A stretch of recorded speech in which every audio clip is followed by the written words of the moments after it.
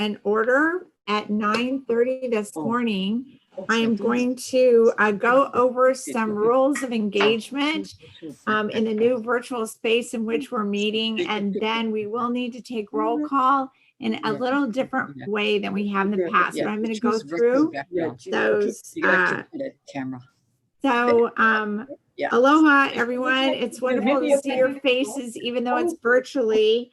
If you recall, our last full Workforce Development Council board meeting was held in February.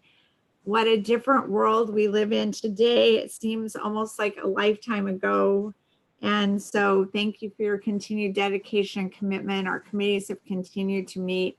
All of you are working hard in your committee and your various communities and your networks to help those that have been displaced, dislocated, and help our businesses. And I know many of you have been affected yourselves with your businesses and family members. So thank you for your continued commitment to this body. It's much appreciated.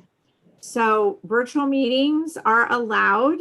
However, they are considered under the open meeting law. So let me explain the rules of engagement for that. The voting board members are in Zoom. This is the platform we're on. Our guests are able to view this meeting on YouTube.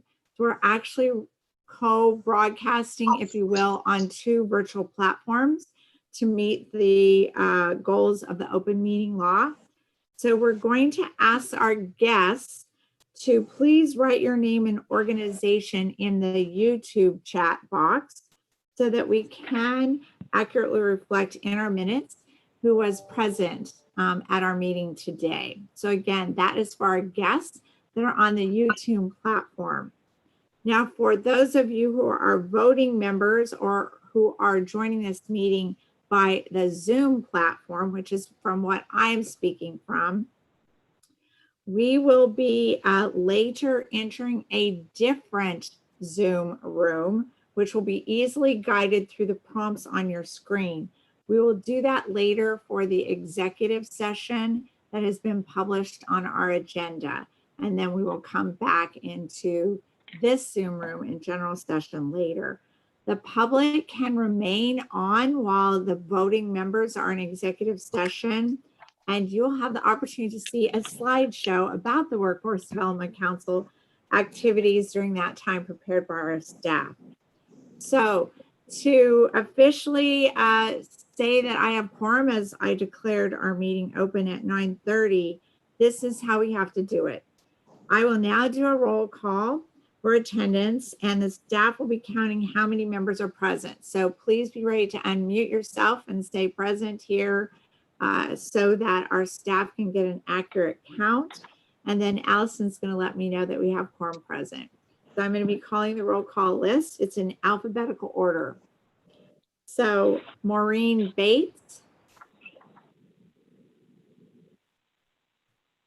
I'm present. Thank you.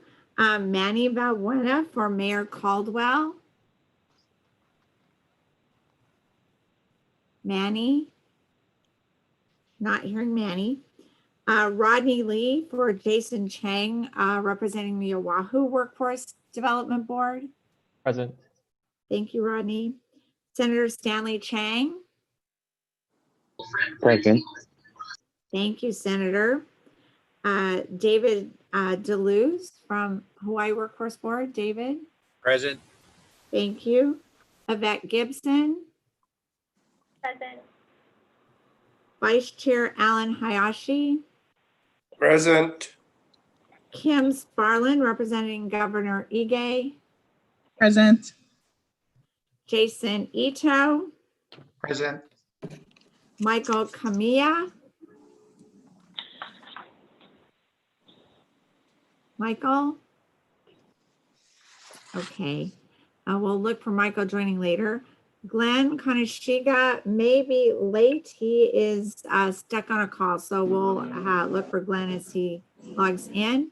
Nalani Brune, who's representing Mayor Kawakami of Kauai. Present. Thank you. Dwayne Hosaka for Mayor Kim, Hawaii Island.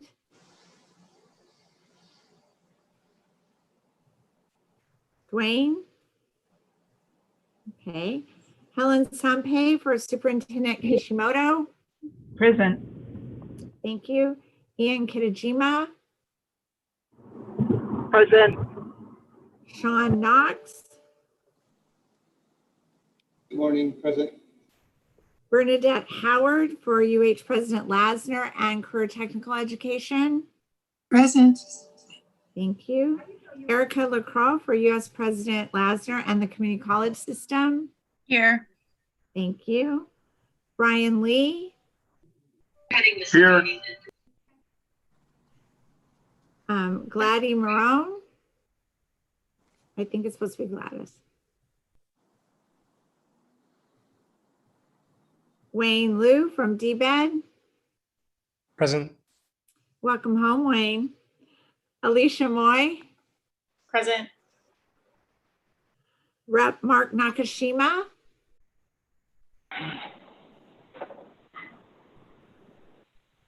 Representative Nakashima. Okay, hopefully you can join us later. Cheryl Nojima. Aye, present. Thank you. Shannon Okinaka.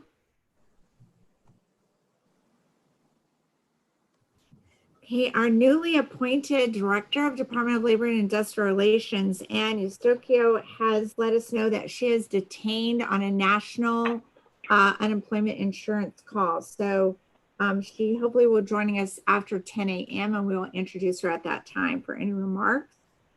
Markar from our Workforce Development Division. Present. Thank you. Aloha. Aloha. Jackie Kina for the Kauai Workforce Development Board. Present. General Richardson. Present. Thank you. Chuck Shima. Chuck. Brian Tatsumura. Present. Thank you. Sunshine Topping. Present. Thanks, Sunshine.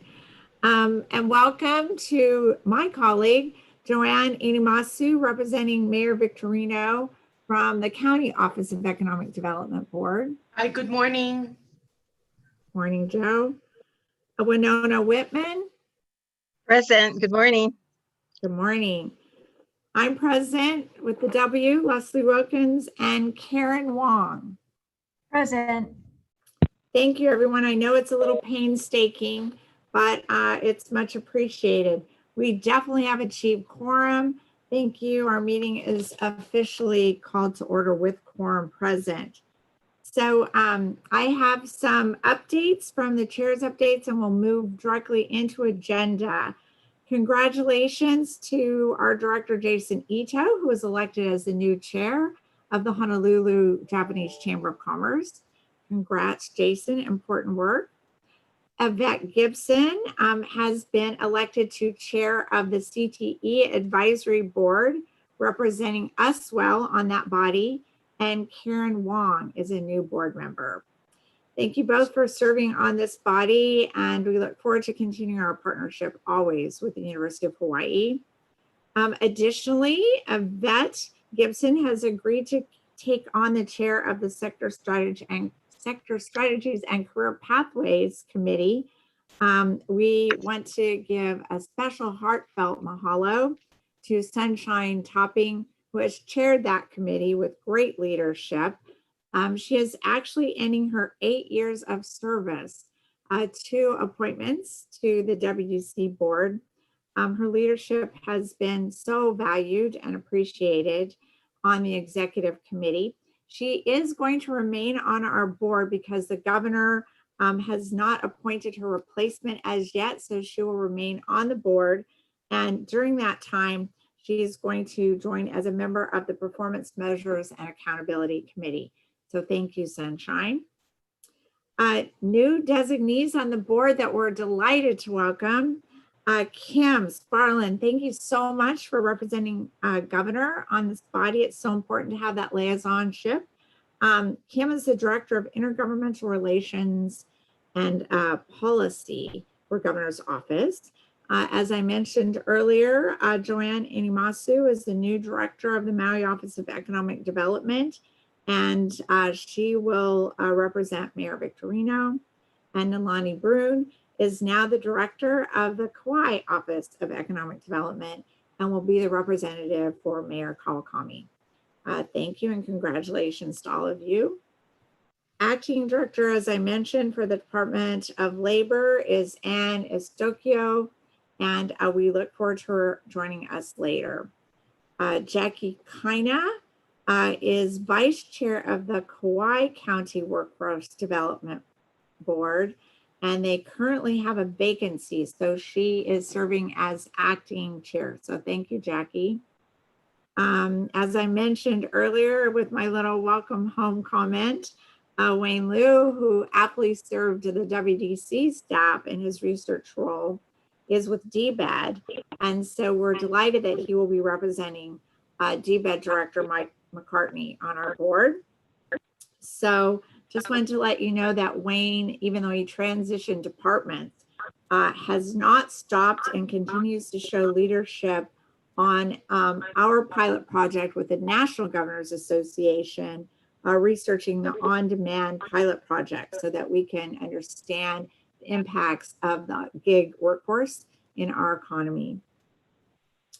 And I'd like to recognize a really huge supporter of workforce. I don't know if he has joined us yet. He wasn't there for roll call, but when he comes, I will so. And that, of course, is Rep Nakashima, who has been a strong supporter of us. Jim, where are you? Mark, are you on? Jim? If you're on, thank you so much for your strong leadership. And on the Senate side, as he said aye during the roll call, thank you so much, Senator Stanley Chang, for your support of this body, Workforce Development Council, the entire public workforce development system that we all share and collaborate in. Thank you so much.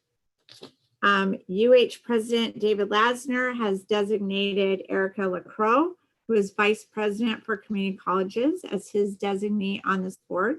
So I believe this is your first meeting to participate. So thank you, Erica. No stranger to this body, but thank you now for your official designee role. And Jason Chang was not able to attend today. So we're welcoming Rodney Lee to represent the Oahu Workforce Development Board. And Rodney is chair of the Data Management Technology Committee and a member of Oahu's executive committee. So really important to have you on our board meeting today. And then for our legal counsel, who we're very grateful for her guidance, is Doris DeBonch. She is our incredibly savvy and trusty Department of Attorney General guidance liaison assigned to this committee. Thank you, Doris. The first order of business is, if anyone, I know it's hard to remember, but I will entertain a motion for acceptance of the minutes for the February 20th, 2020 meeting. So moved. Okay, it looks like Sean made the motion and Alan the second. We have a motion on the floor. Are there any additions, corrections, amendments to the minutes as circulated? I'll give you a couple minutes just to refresh, and then I'll call for the vote.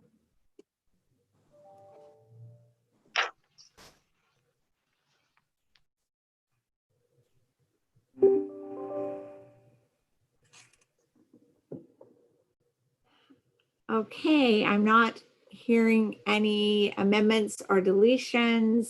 I'm going to call for the vote. All in favor, so I'm going to need some direction on this. All in favor will be saying aye. I do not need to take roll call. That's the good news that has amended that. So I think everyone just raise your hand if you have your cameras on, put your thumbs up, and I'm going to try to get, staff is helping me take count.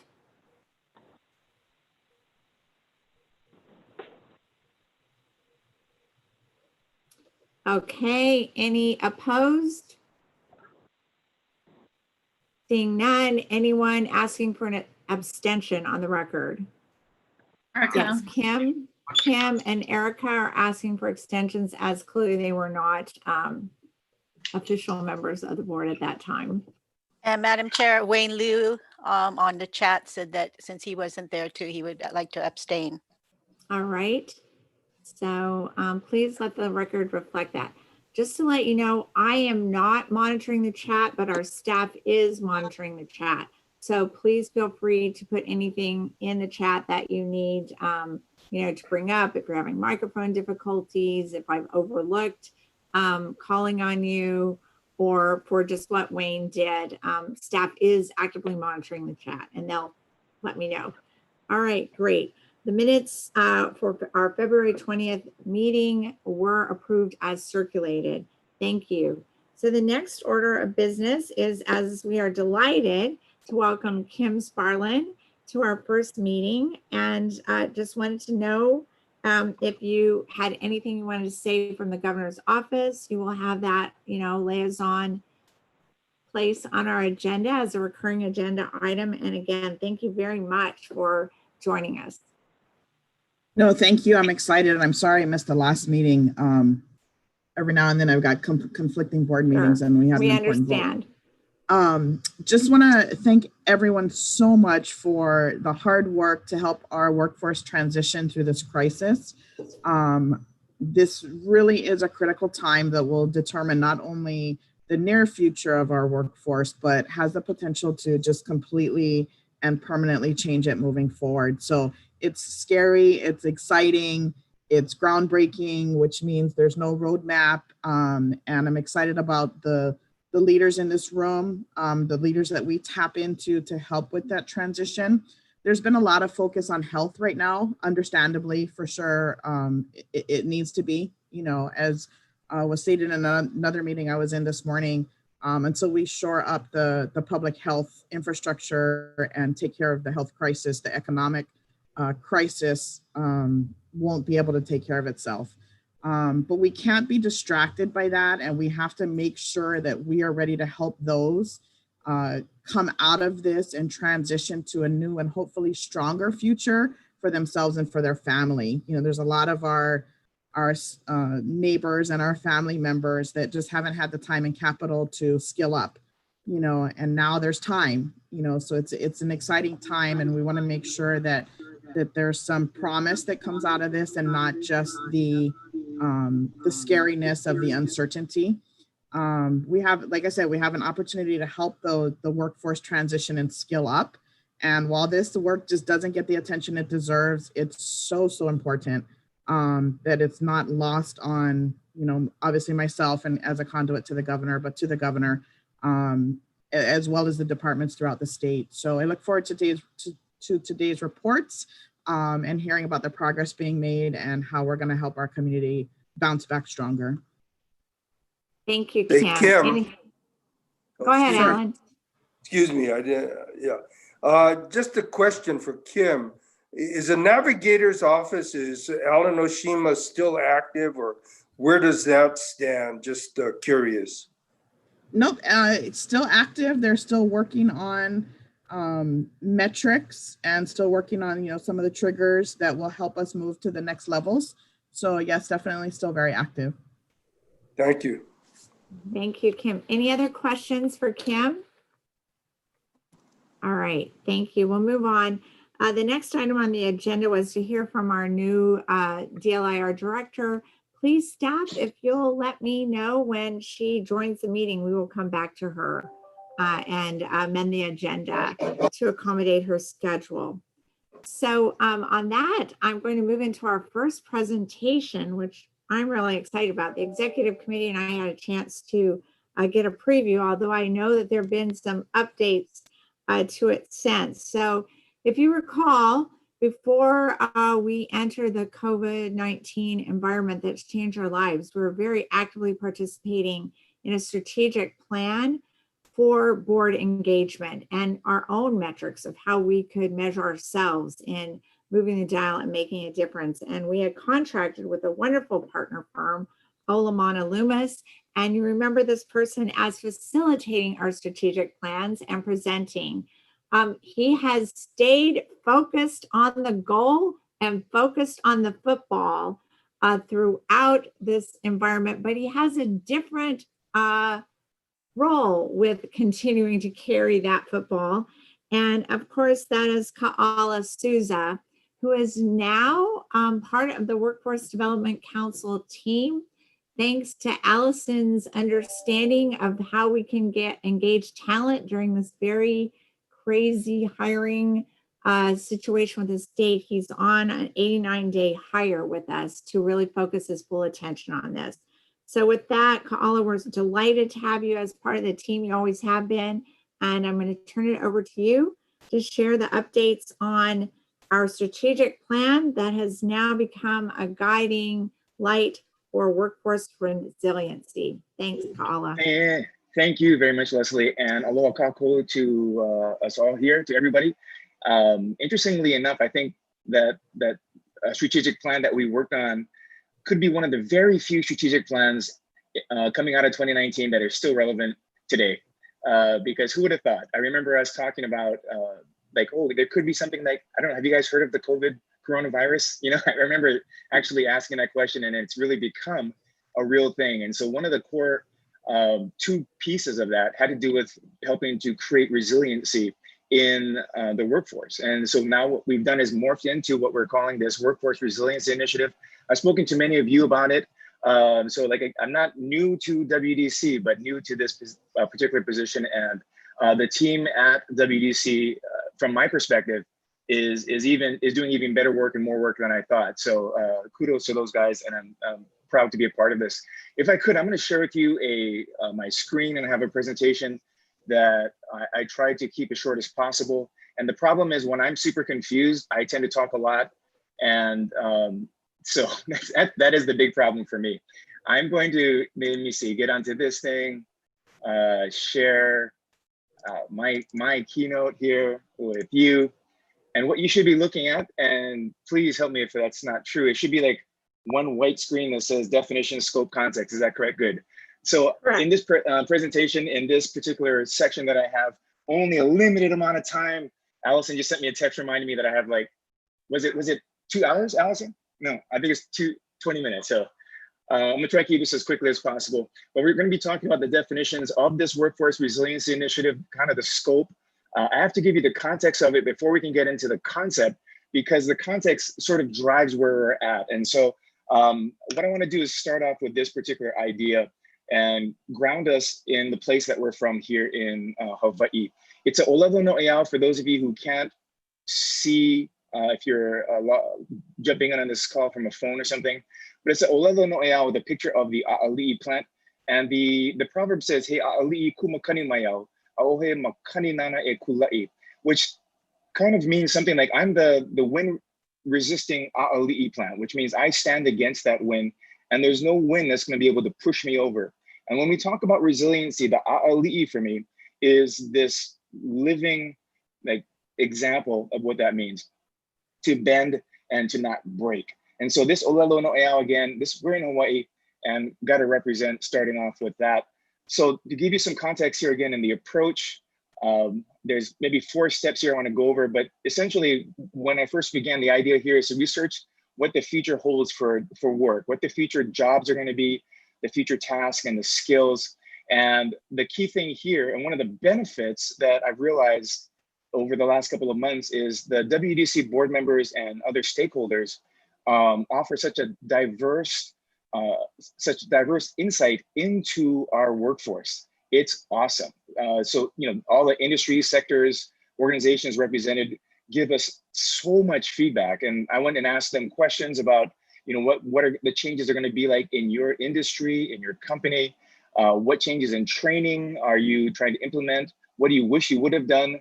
And so it came out fantastic. And part of my other research aspect was to go and look at what other people were doing across the country, across the world, around the state.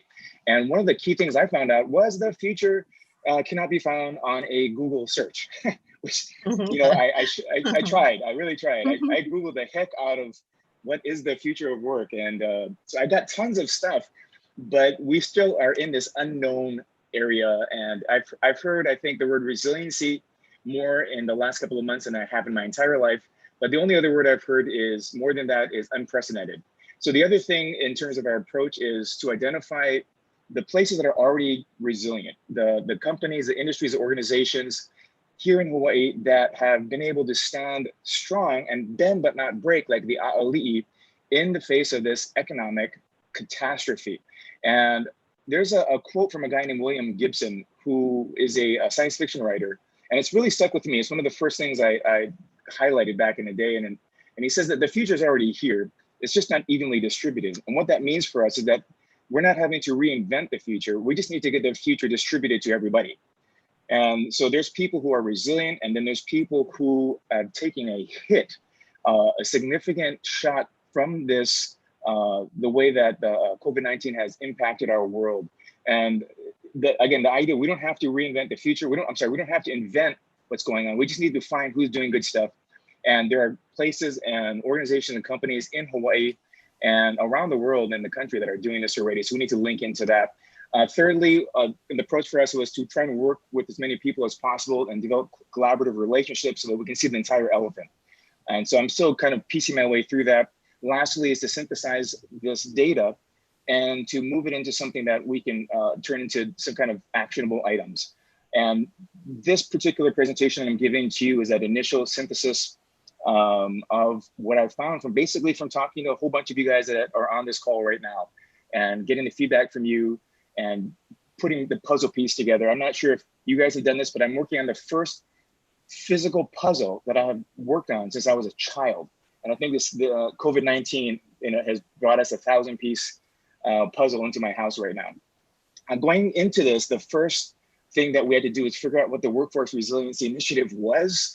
And this is the core part of it that I shared with a lot of you guys. So I'm not going to go over it really a lot, but basically we're talking about preparing for or trying to develop this plan to help our employers and workforce prepare and mitigate the next economic emergency through retraining, upskilling, and stewarding Hawaii's workforce.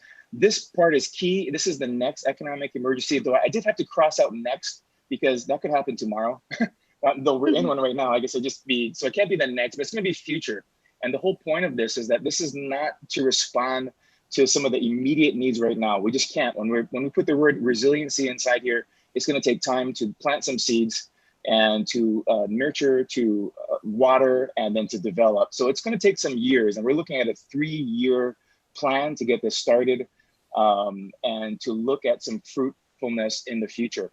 One of the most shocking images that I've found in a lot of my research was this just an incredible visual of, again, that unprecedented impact to our state here. This is early on too, I think, but this chart right here stresses the need for resiliency.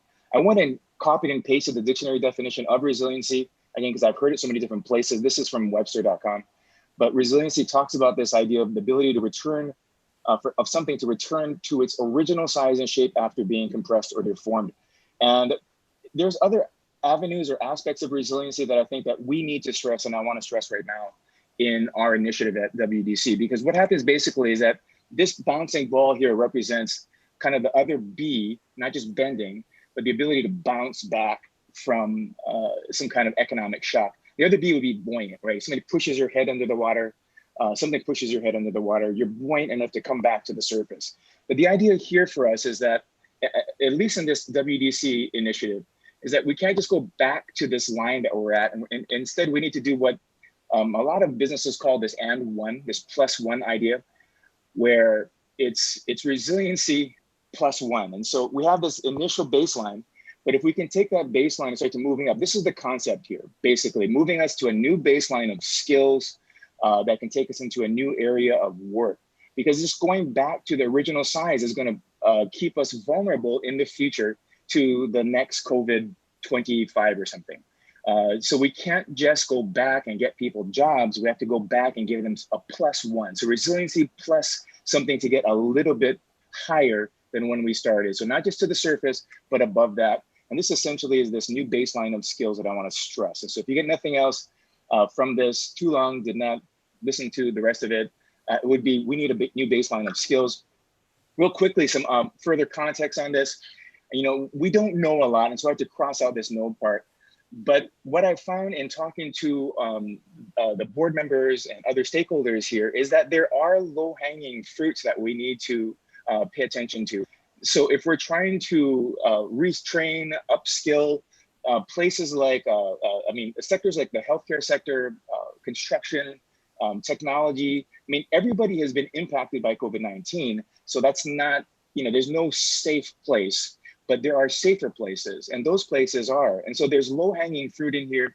Alan Hayashi has been talking to me about the shipyard, the apprenticeship programs there. We've been talking to Waipahu High School. General Rick also has a direction and a vision for rebuilding or building up an aviation training area for Hawaii, whether it's pilots or, you know, people under the wing and mechanics. And so there are low-hanging fruit that we need to take advantage of to shore up our system here. Well, the other thing about this is that because we can't know, though, we can kind of expect certain things about jobs.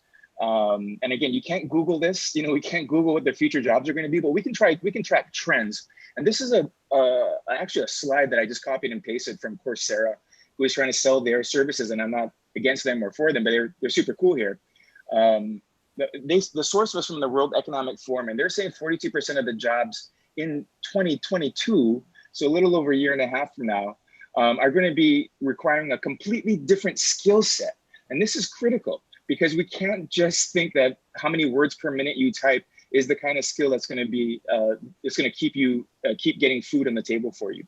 The other interesting number for me there is that 27% of the jobs in 2022 will be newly created. So we can't know exactly what the jobs are, but we can anticipate a quarter of the jobs are going to be brand new. And this is kind of mind-boggling, but then I started looking at what some of the jobs were that exist now that didn't exist just maybe a decade ago. And I pulled up this list here, and it's just fascinating to me.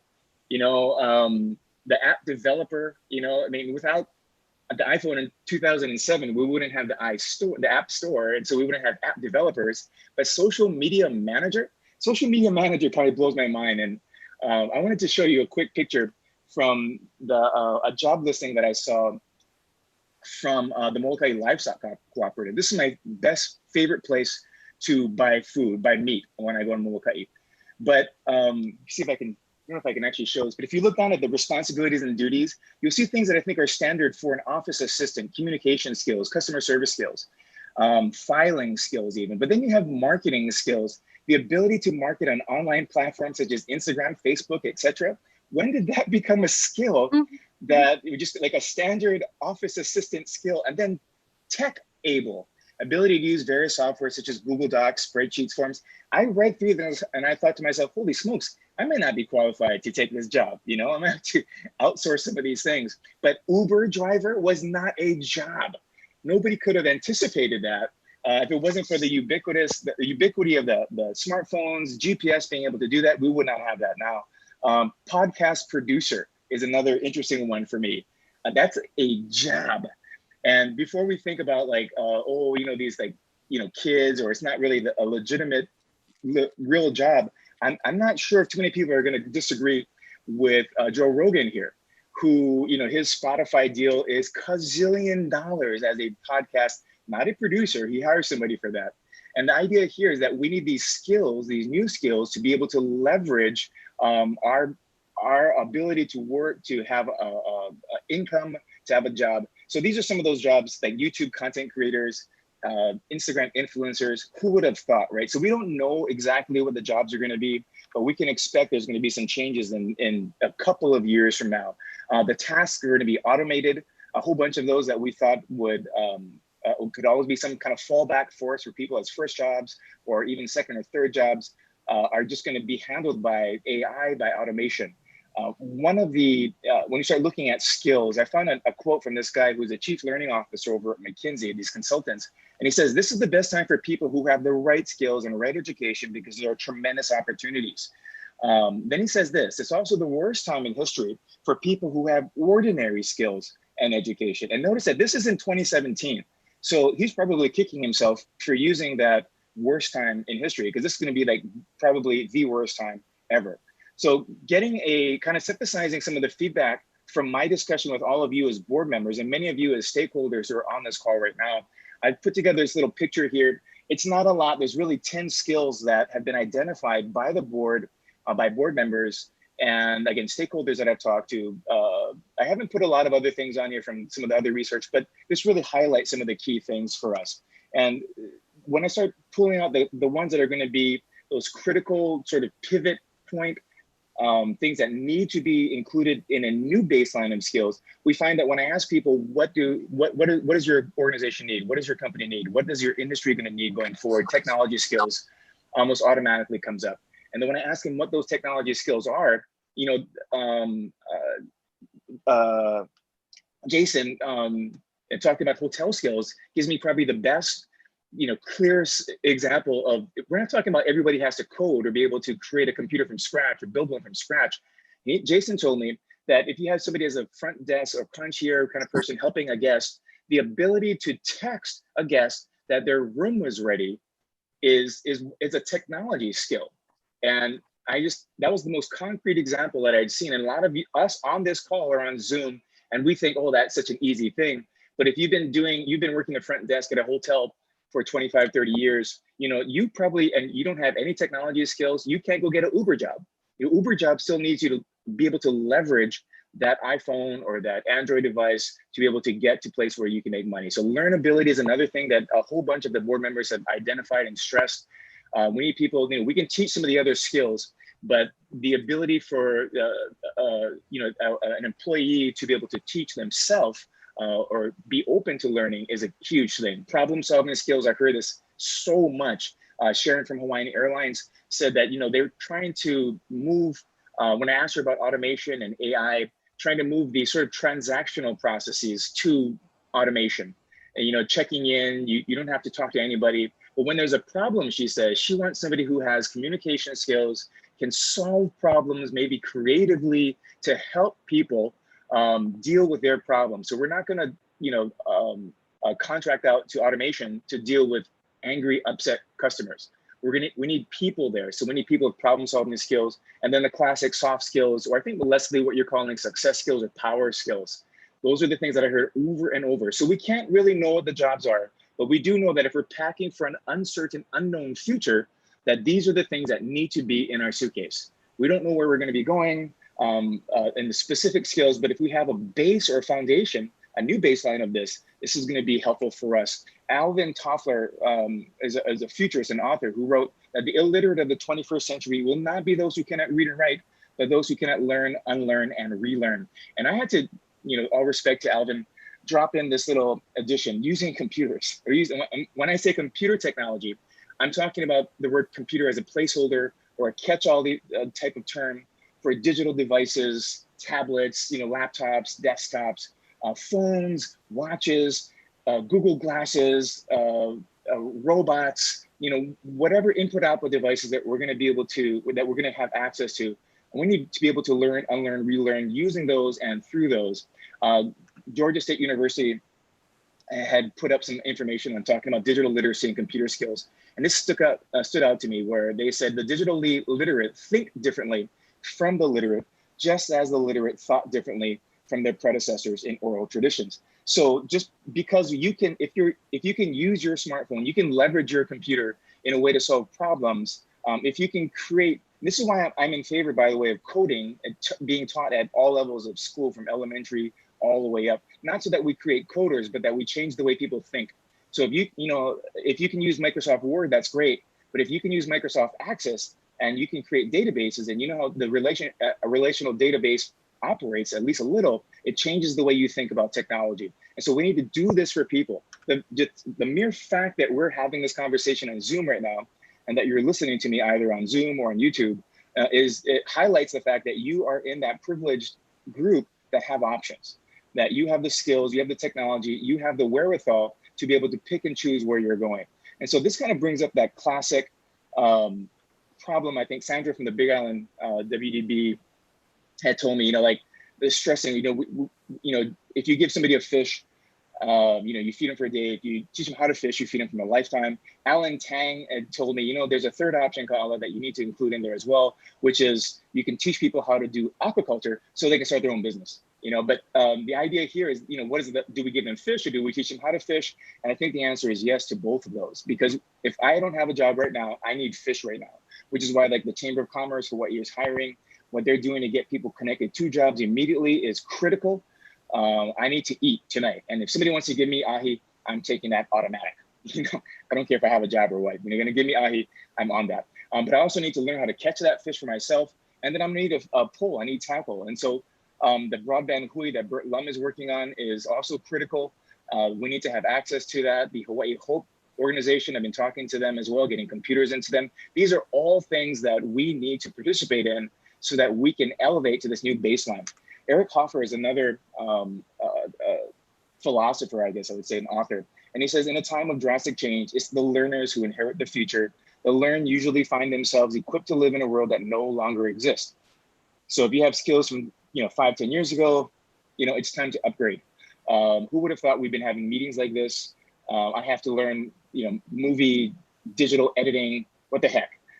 So these are the kind of things that are, if you're learning and continue to learn, you have options, you have choices, because there's a new baseline of skills that if we're gonna have a resilient Hawaii, needs to be a part of our plan. And so for the workforce development, these are the things that I've kind of synthesized from all of my discussions with everybody. 3 components really. Number 1 is the computer and digital skills. We need to elevate, and these are basic skills. We're not talking like, what is a monitor? What is a keyboard? Those are basic, how to use an input-output device and a mouse or a trackpad. These are things that if you don't have those skills, you're not eating. If you were a hunter-gatherer back in the day and you couldn't throw a spear or catch a fish, you were not eating. So just the basic use of that. And then the digital skills help you to hunt or fish or gather even better. There's very little data on at a state level of adult skills in computer skills or digital literacy skills. This is from the Organization of Economic Cooperation and Development, and they're tracking it worldwide. The USA, if you can look over there, roughly, about 70% of the United States of America, talking about computer skills, is going to be at a level that we're calling poor to terrible. And that's not even including can't use. And so we're not talking about crazy, again, using formulas in Excel. We're talking about following it, tracking an email, opening up a Word document that was attached to it, looking up some data online, and then responding to that kind of stuff. So it's just not critical, but it just highlights how low nationwide our adult skills are. So how can we participate in this day and age in the workforce if I don't have these skills? I don't know if my audio is going to come through on this. Can you hear this at all? Anybody hear this? This is Bert Lum. Can't hear it? All right, my bad. It doesn't matter. So I talked to Bert just a couple of days ago, and what he says is that these kind of skills that we're talking about have to do with survival. Hawaii's survival is what he says.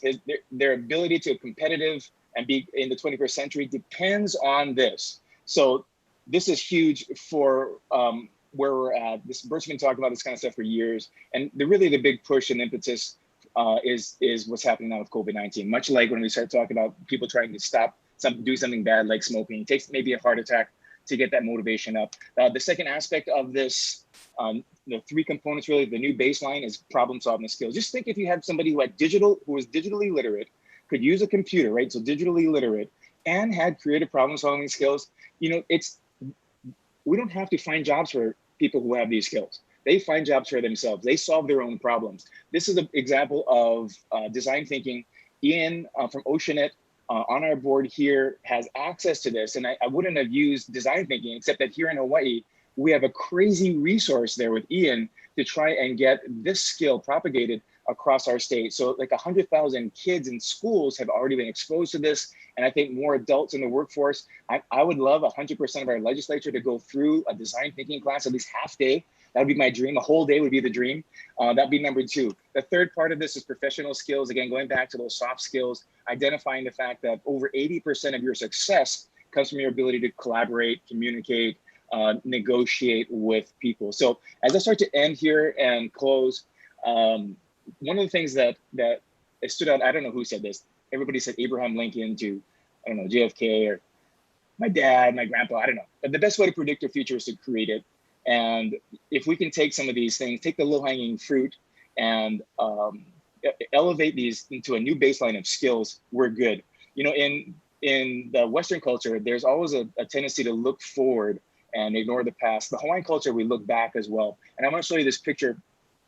This is a kind of an artist mock-up, obviously, of January 1822 and January 7th, when the missionaries first arrived in Hawaii.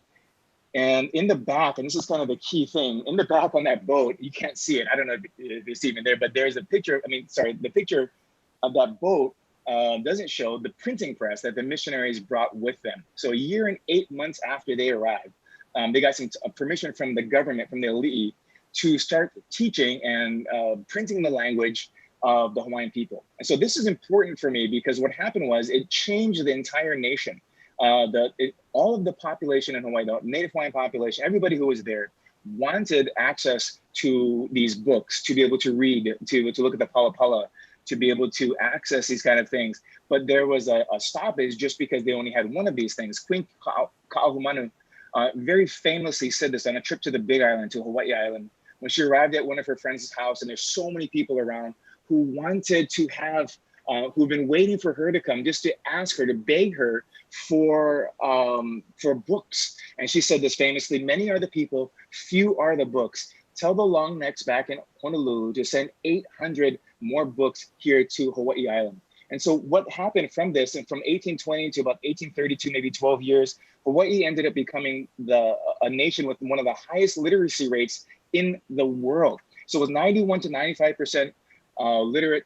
The population had a 91% literacy score or level, and it was amazing. So the idea here for me is to take this same 91% and as a WDC to elevate the workforce to above that US national average that I showed you was like 70% or so of people who have poor to terrible, and to increase the level of people who have good digital communication. So we're talking about computer literacy and digital literacy. The next step for me, again, as I conclude here, is what I learned from the state, actually, like some years back. GOM stands for Goals, Objectives, Actions, and Measures. I forgot I don't think the S stands for anything, just lots of them, or SUSA. But I come back and we start talking about metrics, and I go back to this over here. This is a shocking number. I don't have clear metrics. We can't track what where the numbers are at right now. I don't, unless somebody may know here what our digital literacy here is in the state.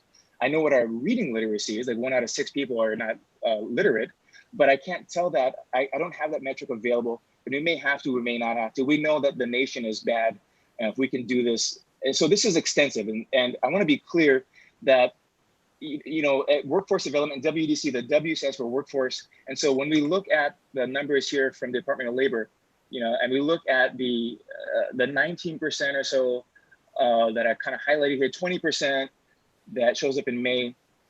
We're talking about unemployment. You know, Maui, when you guys were just addressing that, it's still, Leslie, you guys still have the highest unemployment. I was talking to Kauai yesterday. Maui and Hana, Molokai, you know, even higher than the rest of the state.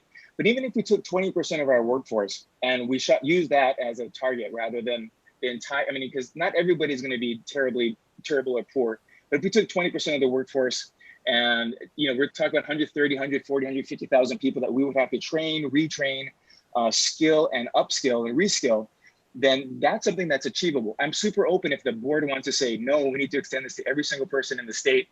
But I'm just too scared to drop that kind of goal out there.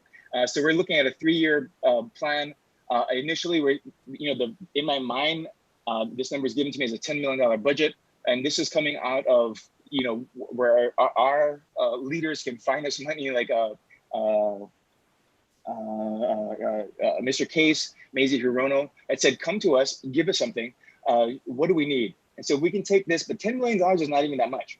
If you start talking about 130, 140,000 people, upskilling them in computer skills and digital skills, problem solving skills, soft skills, you know, you spend $500 per person, that's $1 gazillion. Luckily for us, if we can get some of these bottom line basic needs, broadband access, hardware, there's other people that are doing free classes. Microsoft, Google, Microsoft has placed 25 million to do training. If you look online, you could change your life right now. Anybody listening to this call, you can go and find so much training and certification, and it's just amazing. But we have that option. A lot of people don't. I don't want to I'm going to skip over this real fast and go into this board member roles. This is coming out of our strategic plan and that you guys all signed off on. So you guys are committed no matter what. One thing I wanted to highlight here is this, board member roles, there's 3 of them that Leanne really highlighted for us in this strategic plan, the connectors, the experts, and the salespeople. And so what I'm asking from you is to help to spread this concept or this idea to be connectors, to push, to put people together. I think the WDC is an interesting place to do this. I've been in so many calls lately that have only been offered to me because of my position in the WDC, and people saying, hey, can you guys kind of help facilitate this? And so the question is like, who should I be talking to? Should we be talking to in the WDC? Alan Hayashi has already got me scheduled for a couple of presentations to talk to more people about this, to get more insight, to get people to open up some of their thinking to this. And then the question is, who should you be talking to? So just recognize as a WDC, as a board, that this is, I think, a huge, it's a scary thing, which is why there's so much talking going on for me. I've already gone over by a couple of minutes of my time, but yeah, I think that if we can champion, and then we as the WDC can champion these ideas of computer literacy, digital literacy, problem solving skills, we're good. We're good for any kind of future economic catastrophe. We can solve those kind of problems. So we're back to this idea of this resiliency again, this bouncing ball again. It's not just to resiliency. It has to be a resiliency in one. It has to be something above where we start, or else we're in trouble. So I'm going to leave these bouncing balls on the thing. That's going to be my last step. Leslie, I apologize for going a little bit over there. But I'm going to click this and be finished and turn it back over to you. Thank you very much, Kaala. Your presentations are always inspiring. I know that many of you probably have lots of questions for Kaala, but in the interest of time, I'm going to have you write those in the chat. Please type questions for Kaala in the chat. And at the end, we can possibly get back to them, or we can definitely answer them, right, Kaala? We can help answer those and get those out, of which Allison can share to all of you. I can't because of the sunshine provisions, but we can get those out. So thank you, Kaala. I'm going to give you some applause. I always get chicken, can scan and get inspired, and you have the best quotes. You find the absolute best quotes, which I always attribute to you for finding. So I am pleased to say that we've had 2 great champions of workforce join us during Kaala's presentation. I would like to thank Representative Nakashima for joining us. He has been an amazing champion for workforce development in our House of Representatives, the State House, and across the board. And then our new Director of the Department of Labor and Industrial Relations, Ann Estocchio, is on the phone. As mentioned earlier, she was caught on a national UI call. So Director, do you have a few words that you'd like to say? Yes, good morning. Thank you for having me. Good morning, Leslie. Good morning. Good morning, everyone. Thank you for having me. I'm sorry I'm late. I was on another call. There's so much going on right now in regards to labor as a whole, and moving forward with helping, those that we serve out in our community. And so I can let you know that right now I'm just the acting director for 60 days until a director is selected by the governor. And I'm happy to serve in that position and give the state all I can during this time. We are in an unprecedented time, and Department of Labor is very much affected by this whole pandemic in every way possible. So from benefits to workplace safety, to jobs, to new jobs, training, every way we look, we're affected, all of our divisions within labor. So we have a very important role that we play within the workforce and workers as a whole. And we are trying every day to try and meet those needs and meet the expectations of the public, to give them the services they do expect and they're due from the Department of Labor. It's great to hear all the great things that you're doing. It was great to hear Kaala. I'm glad I was able to sit in some of the presentation and hear what he had to say, especially the part where he talked about speaking with Bert and the information on survival. You know, as this pandemic has hit, we've had to learn a totally different way of doing business. Our processes, our policies, the way we provide services to the public has changed drastically.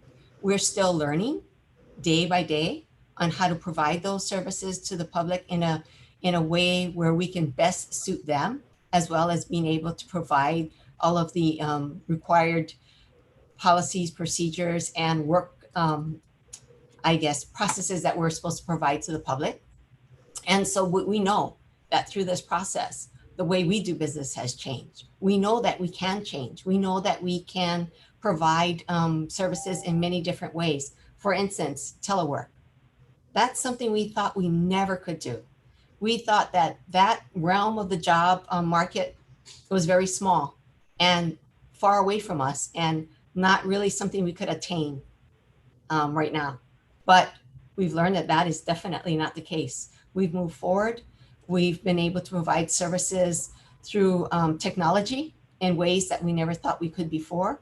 We know the future of the workforce also will require us to find jobs and to create jobs and to provide opportunities to individuals within the community to telework or to work from different states, even to perform services for business here in the state of Hawaii, and to bring back maybe our children back to the state of Hawaii and be able to perform those jobs that they never thought they could perform living here in Hawaii. So there's so many opportunities that this pandemic or this situation or this environment has opened our eyes to and provided us with renewed vision on, you know, a pathway to move forward. So even though this has been a very, very hard time, it's been hard on a lot of people, I'm looking forward to being able to explore the new opportunities this has provided us and making Hawaii a great place to live and work in these new environments and this new base of technology. Thank you for having me again today. I don't want to take up very much more of your time. I know you're all very, very busy and you'd like to get through your meeting as well. Any questions for me that I could answer?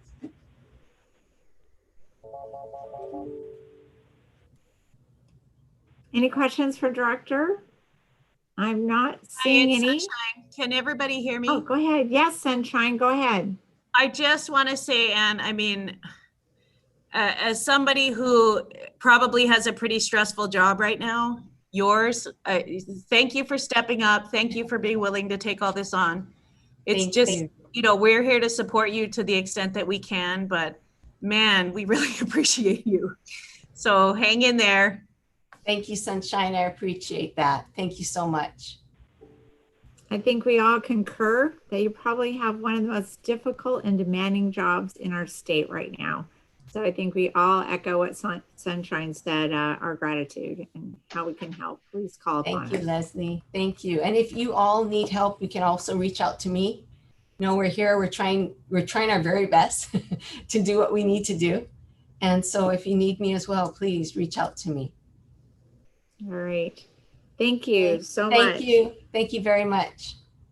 So we're going to move into our second presentation on the agenda. And I am pleased to introduce Kaala. Kaala Peters is our partner from the Chamber of Commerce. She is going to report on a project that has just been launched that I'm pleased to say that Workforce Development Council has been a partner in. Kaala is the Vice President of Education and Workforce Development at the Hawaii Chamber. And she is going to preview and show the new tool that has been launched. And it is called Hawaii is Hiring. It is a web tool to help get people to work, show what jobs are available, training is available. And so Kaala, thank you so much for joining us. Great. Thank you, Leslie, and thank you to the board for providing me with some time to share with you one of the latest COVID relief projects that have been provided to our community. And this particular project, as Leslie mentioned, is a collaboration between the Chamber of Commerce Hawaii and the Workforce Development Council. So this project that I'm about to share with you was really born out of a conversation just a few months ago in April with Allison. And we were just informally talking about what our organizations could do together to help connect impacted residents to jobs or training and begin to restore our economy. And so 11 short weeks later, we were able to launch Hawaii is Hiring. And again, a tremendous gratitude to Workforce Development Council for your support. I'm going to share my screen. And let's see.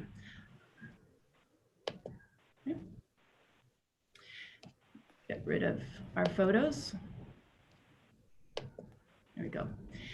And so what I want to do with the 15 minutes that I have is provide a little bit of background for Hawaii is Hiring, and then give you a brief demo of the tool itself. Perhaps some of you have already seen it on your own. And then I'd like to share with you what we've seen in the first 3 weeks of this product being out there. And then wrap up by talking about what I envision being next. And so, as Leslie mentioned, and as I mentioned, the goal of Hawaii is Hiring is really to help put Kama'aina back to work into training programs and start to restore our economy. We know that today there are 20,410 unique job postings in our state. And we want to connect impacted workers to these opportunities. As I mentioned, training is as important as employment. And so you'll see in Hawaii is Hiring that we spend a lot of effort to highlight some of the training programs that are available locally through the University of Hawaii and other education providers. Short-term certificates for reskilling and upskilling are vital right now. And so I'll be able to share some of that with you. I already mentioned this is a collaboration with the Workforce Development Council. We're also grateful to the other partners who stepped up in a very short amount of time to offer funding support. And I'd like to mention them. They are American Savings Bank, the Hawaii Executive Collaborative, University of Hawaii Community Colleges has been a tremendous partner to us, as have Upspring Digital and Anthology Marketing Group. We have benefited from a tremendous amount of pro bono work. And I'll let you know that this project in total has cost $71,000, which really for the value that we have and thanks to the pro bono contributions we've been given is pretty tremendous. So the philosophy with the tool that I'm about to show you is really, we understand that there are many resources available to our community, but there really isn't one place that aggregates and simplifies access to these employment and training resources. We want to shorten the ramp from unemployment to employment or training. And by aggregating these tools, we believe that we can shorten that ramp. And so some of the existing incredible tools that we highlight on Hawaii is Hiring is, of course, Hawaii HireNet, the American Job Centers, U.S. Department of Labor's Career One Stop, UH Career Explorer's website, which is a wealth of information, as well as University of Hawaii Community College's training programs. Resilience is important to us philosophically with this project. And so you'll see that we're doing 2 additional things in addition to connecting job seekers to employment. One is we're highlighting new opportunities, new sectors that our labor market data says are forecasted to grow and pay a living wage. And so there's an opportunity for job seekers to explore new opportunities in new industries. And then we also know the importance of on-the-job training. And so you'll see that the Chamber is taking responsibility for aggregating apprenticeships, internships, and service corps opportunities in Hawaii is Hiring. So I'm going to move on over now to our site. And there are really 4 areas of the site that I thought I would take time today to share with you. My hope is that many of you have already been to the site, but let me just highlight a few areas. On our homepage, the key feature for Hawaii is Hiring is really this virtual career explorer. And so there are 5 journeys that dislocated workers or new graduates would need. The first is, of course, to find a job. So I'm ready to find a job. I just graduated. What's my next move? I want to get training or education for a different job. I want to attend a virtual job fair or event, or I need support or relief. And so that's really the hallmark of Hawaii is Hiring. And I'll take you through a couple of them shortly. But before I do, just to give you a quick tour of the homepage, we draw real time from MZ data. And so on any given day, job seekers can come to Hawaii is Hiring and see how many unique jobs are posted in our state. Today, we have 20,410 unique jobs posted. And you can take a look by county, and that data will adjust. We also have the top 10 companies that are hiring right now, as well as the top 10 occupations that are posted. And those two will adjust by county. And so there you see Mount. Kayla, we are not seeing the website. I'm just seeing the chat that we still just have your PowerPoint slide on the screen that did not move. Okay, thank you for letting me know that. That's important. Give me a moment. I will share a unique screen versus try to pivot from one to the other. Now, are you able to see it, Leslie? Yes. Great, thank you. Feel free to stop me if I'm going on. But now that we're set, so this is the home page that I've been speaking to that you've not been able to see. And just to quickly bring you up to speed, our Virtual Career Explorer tool is here. And beneath that are the number of unique job postings that are available in our state. And you can see it right now today, 20,410. And this is using MZ data. So we have a real-time pool from MZ. You can also see the top 10 companies that are hiring now, as well as the top 10 occupations. And as I mentioned, all of that information can be shown by county. And so right now we're looking at Maui's data.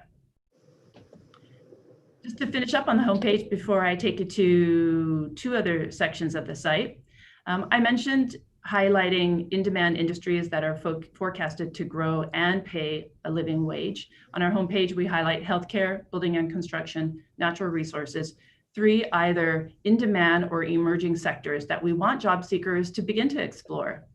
And then we have hiring and training events. So that's our homepage. What I'd like to do is share with you 2 parts of this Virtual Career Explorer. The first is I'm ready to find a job, and I'll share with you some analytics later. Not surprising, this is the part of Hawaii is Hiring that is getting the most hits, the most traction. And so philosophically with Hawaii is Hiring, we did not want to reinvent the wheel. Instead, we'd like to aggregate all of the tremendous tools that already exist. And as I mentioned, simplify the path for job seekers to get to these tools. And so the primary feature on the I'm ready to find a job page is the job board. And so the 2 job boards that we offer are HireNet Hawaii and Indeed. And what will happen is when a job seeker searches, they'll be connected to either HireNet or Indeed, which was one of our objectives with this project. We wanted to increase engagement with HireNet. Also on this page, we reiterate the employers that are hiring now. We reiterate some of the industries that are emerging or in demand. And then we also provide information on on-the-job experience. Become an apprentice, find an internship, or join a service corps. And so the Chamber is taking responsibility to keep this information updated. This should be a complete list. Right now, we've got 53 apprenticeships that are featured on this page.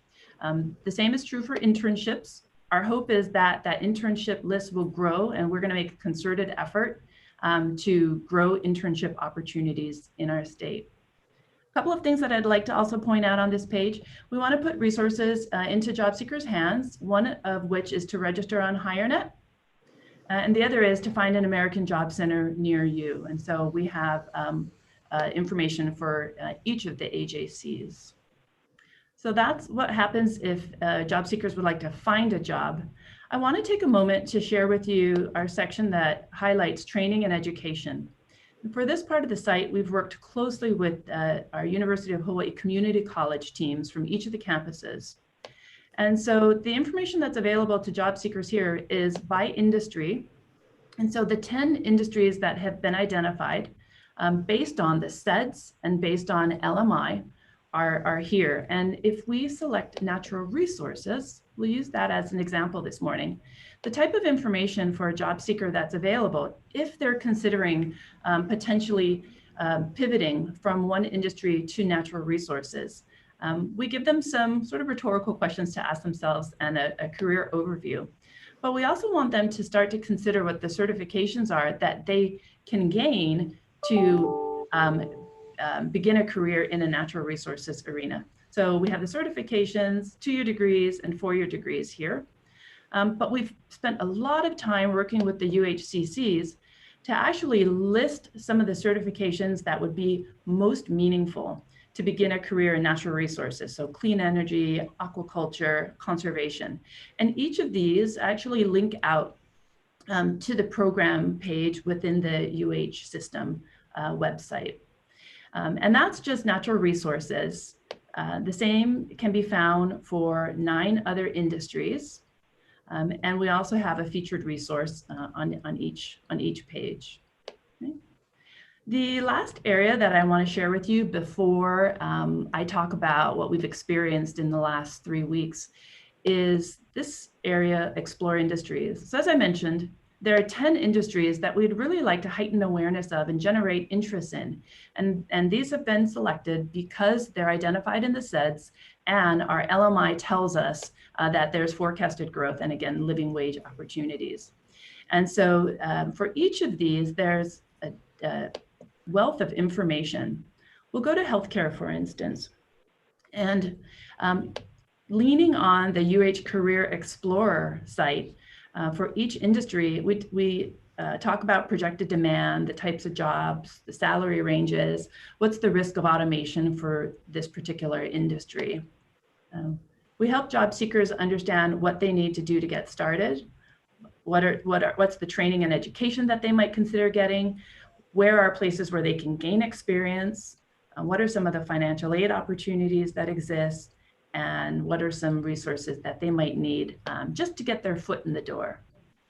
We also use the U.S. Department of Labor's career videos, and so we've got some great videos there. And then for each industry, we've gone to the process of identifying a featured resource. And if everybody does not know about KCC's Rapid Healthcare Education Program, they should. And so we've featured it on our healthcare page. And of course, we link right out to KCC's page that talks about the program. And the same is true for 10 industries. So that those are the main areas of the site that I wanted to be able to share with you today. And what I thought I'll do is let me stop sharing the site and go back to my deck, because I'd like to share with you a little bit about what we've experienced since the site has gone live. So, of course, a site is just a site until people use the site. And so, and hopefully you can see my PowerPoint right now, Leslie. Yes, we're seeing the print ads, your media communications plan is up. Perfect. So we've invested a lot of time and energy to make sure that job seekers are aware of Hawaii is hiring. Hopefully you've seen some of the communication. We were able to get American Savings Bank on board as our media sponsor to underwrite the print ads. And they were able to bring Anthology Marketing Group in to do pro bono design for all of our advertising. So what you see here are 2 print ads that have run and will continue to run in the Star Advertiser and Midweek. And I'd like to point out the Workforce Development Council logo here and here, as well as our partners, UH Community College and others. So those are our print ads. We've also been able to do a tremendous, I give my colleagues here credit for their work with media relations. There have been, to our count, 16 media hits since the site launched. And what I love here is that, you know, amidst the really discouraging news, we're able to provide some hope to folks. And so on the same day that the headline says cases hit a record 109, and boy, doesn't that feel outdated.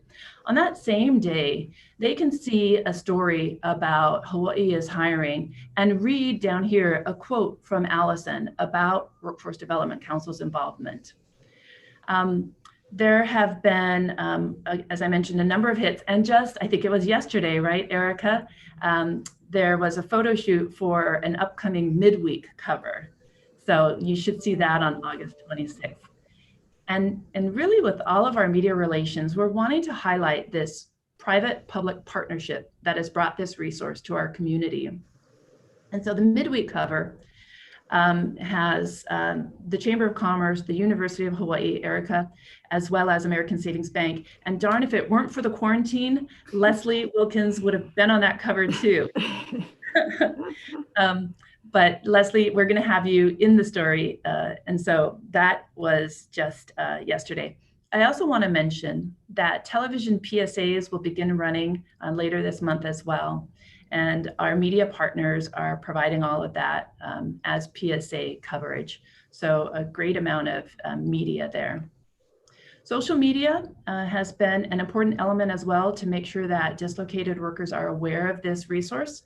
And so our team here at the Chamber has been managing pages on Facebook, Instagram, and LinkedIn. And you can see some of the different approaches that we take. We really want to make sure that, individual companies that are hiring are highlighted here. And so we've got Hawaii Gas listed here as an employer, as well as the Queen's Health Systems and other organizations that we know are hiring.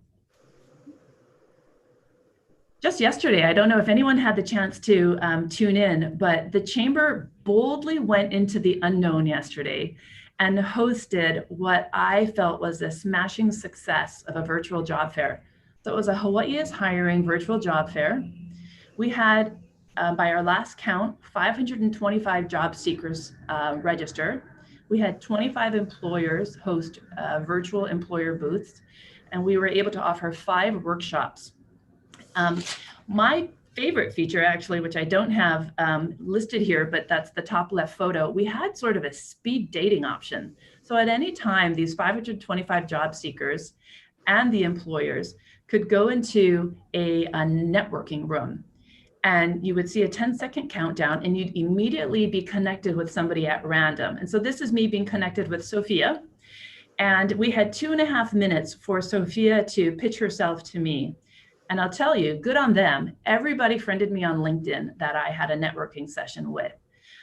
So this, again, just happened yesterday. Hawaii is Hiring virtual job fair. We are absolutely planning to do more. We know that there's a need, and I'm just proud that we were able to pull that off yesterday so well. So in the first 3 weeks, we have seen, based on our analytics, 15,400 users come to Hawaii is Hiring. We've seen more than 60,000 unique page views, and our top pages are, as I mentioned, people are ready to find a job. So we're glad that that's where they're going to. Interestingly enough, and this is in ranking order, people want to learn about careers in natural resources. They want to learn about careers in healthcare, sunshine topping. We know that. They want to get training. They want to attend a virtual job fair. They want to learn about jobs in construction, and they want to see where apprenticeship opportunities are. So that's just some early analytics that I wanted to share with you.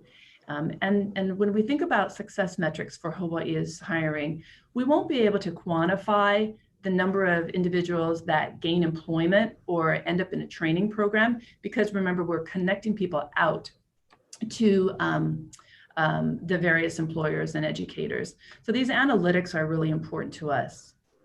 I want to close by just talking a little bit about what's next.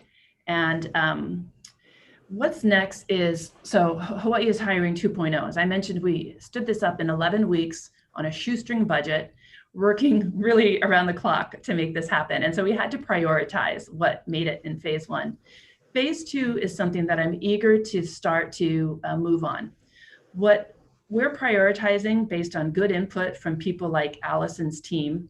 Our number one, translation. And we know that that's important. We just could not fit it in round one. So that's our number one priority for now, round two.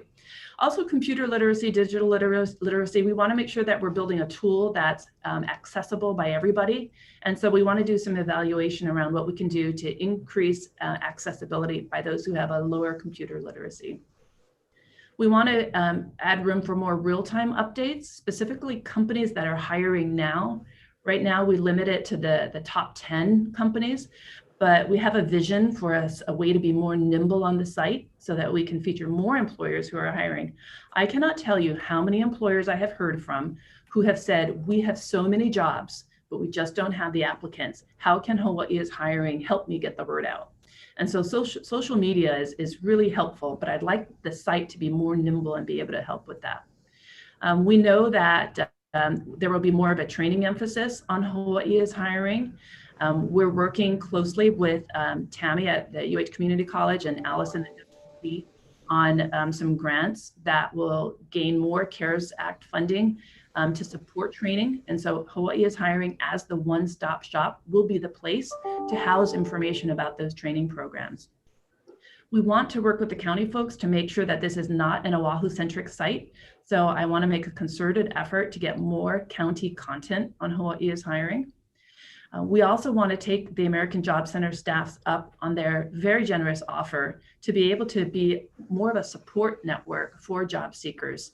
And so I want to build into the site a way to literally connect job seekers to AJC staff for more hand-holding. And so we're excited about that.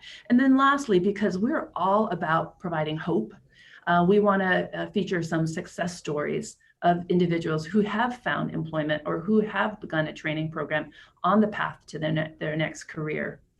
And so that is what I wanted to share with you today about Hawaii is hiring. We're exceedingly grateful to WDC and everybody who has partnered with us. And we're also just extremely excited to be able to provide this resource to the community. Thank you for your time. Thank you, Kayla. Does anyone have any questions for Kayla at this time? Very impressive. And, you know, I've had the privilege of seeing the site from its very early vision, if you will, to where it's come today. And just congratulations on a monumental effort that is really critical. One thing I wanted to ask for clarification is the site is a collector site, which spiders resources from a multitude of web-based workforce development, job posting boards, et cetera, correct? Correct. And so MZ feeds our data, and MZ aggregates and spiders hundreds of job boards. And so if any employer has posted their open positions on Indeed, Glassdoor, HireNet, it will show up in our data and on our site.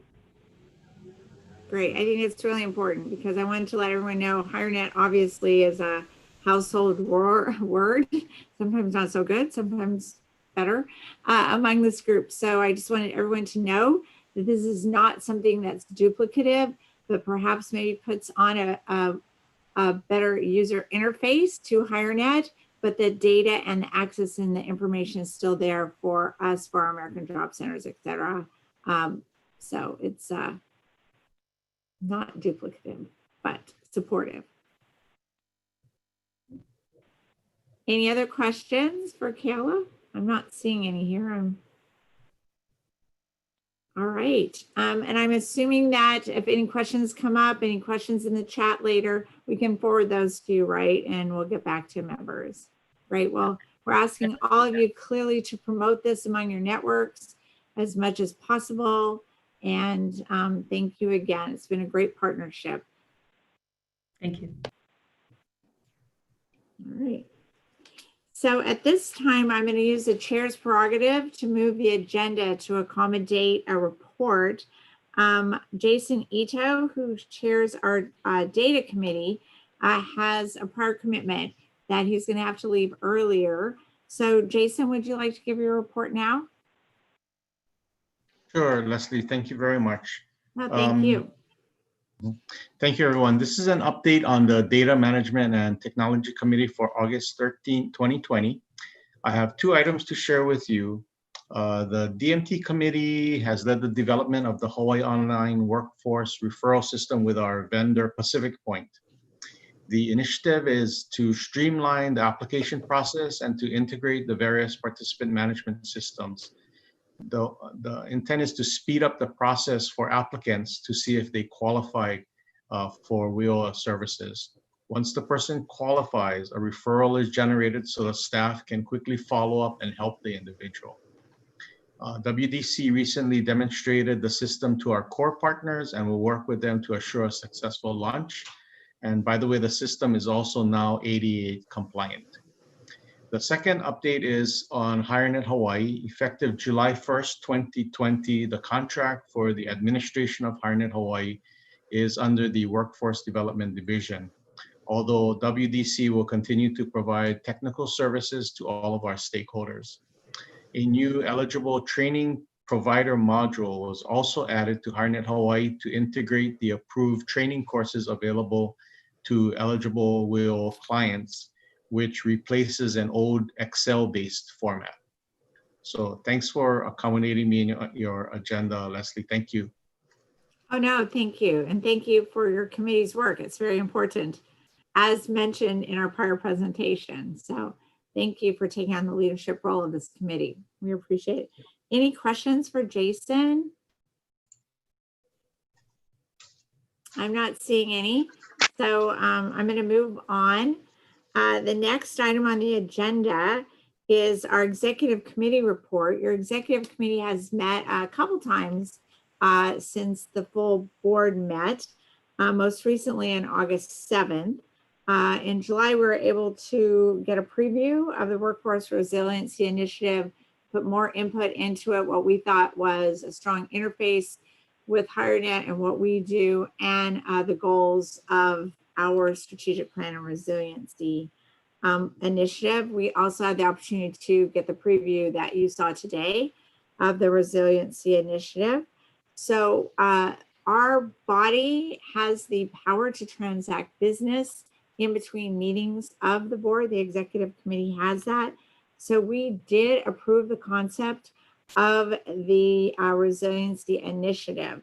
So if there are no objections to that, I believe, and Doris, please correct me, I believe that the plan continues forward as a reflection of our prior work in strategic planning and the prior interviews and thought leadership that this board has put into the resiliency plan. That's correct, Leslie. All right. Thank you, Doris. Any objections? Did anyone see anything that was glaring? If so, I'm going to ask you to put it in the chat. It is still a work in progress. As we have said so many times, these are unprecedented times that are moving rapidly. And so we will continue to make the plan as responsive as we can. But you saw the heart and soul of it today. I'm very proud of it. And I think it really gives WDC a value proposition and a way to contribute to the greater efforts. I think Ka'ala said it correctly. There seems to be huge consensus among our state leaders and organizations, but we're all tend to be kind of moving in the same lane and maybe not as collaborative. So I think our real work in the next few weeks will be everyone finding our unique role that we can do to support each other and support this shared vision of moving us forward to that +1, that the bouncing ball that Ka'ala so visually put before us. Okay, on that note then, since I'm not seeing anything, I'm going to move over on. Another item that the executive committee used our bylaws authority to look at because of timing was looking at the recommendations that came from our finance committee. I am going to again use my chair's prerogative to move the finance report forward. Our chair, Shannon Okinaka, who's done tremendous work, was not able to attend, but I'm very pleased to have Vice Chair Karen Wong present to give the Finance Committee report. Karen, I'm going to turn it over to you. Hi, thank you. I'm hoping Michelle will share the screen. And that is happening. It's Perfect. up. Thank you, Karen. Exactly what I need. Okay, so if you look under the column rapid response, PY17 funds will be spent by the end of June. I know I think this is as of May. So we should be spent all of it then. The remainder, if you look at the bottom of the 546,000 relates to program year 2018 and 2019. So that'll roll over. In the next column over, you'll see the 326,000 and the 197. Those two are for the rain and flooding and for the volcano. And those amounts are going to lapse in September. And it was because it was difficult to spend due to the strict qualification requirements. Let's see. Under the column local returned PY17 column, the top number, the 776, was returned to WDC from the local areas. The local area money spent using PY18 funds were transferred to PY17, and so such that no additional state programs were expanded or executed. That leaves about an estimated 1.9 million to be returned to the state from the local areas for PY18 funds. Also, 220,000 are expected to be returned from rapid response. And I think in in another page, we're going to look at, there's recommendations on how to use that. Sorry, can you go back and we'll finish that other page, Michelle? Sorry. Under the general fund, the fund allocation was spent. So the second to the last column, you'll see 100,000, and that was restricted due to the impact of COVID. And we don't expect much to, we expect to use all of the state general funds by the end of the year. Sorry, now you can go to the next one. So these are the activities that were proposed to use the remaining funds that will be returned from the local area to the state for our use. And I think Allison or someone else will be going over some of those questions. Is that right, Allison? Yeah, and yes, she will. And the executive committee has reviewed some of that as well. So I'll report on that. But Okay. Allison can give the specifics. Thank you, Karen. Perfect. And then the last, do you have the other sheets then, Michelle, which shows by the local area and how they've been doing through May 31st. So all of the counties are serving participants in all programs except for Kauai's youth program, but the service provider is trained. So going forward, we should be seeing numbers there. But overall, I think we're going in the right direction. Any questions on the financial report?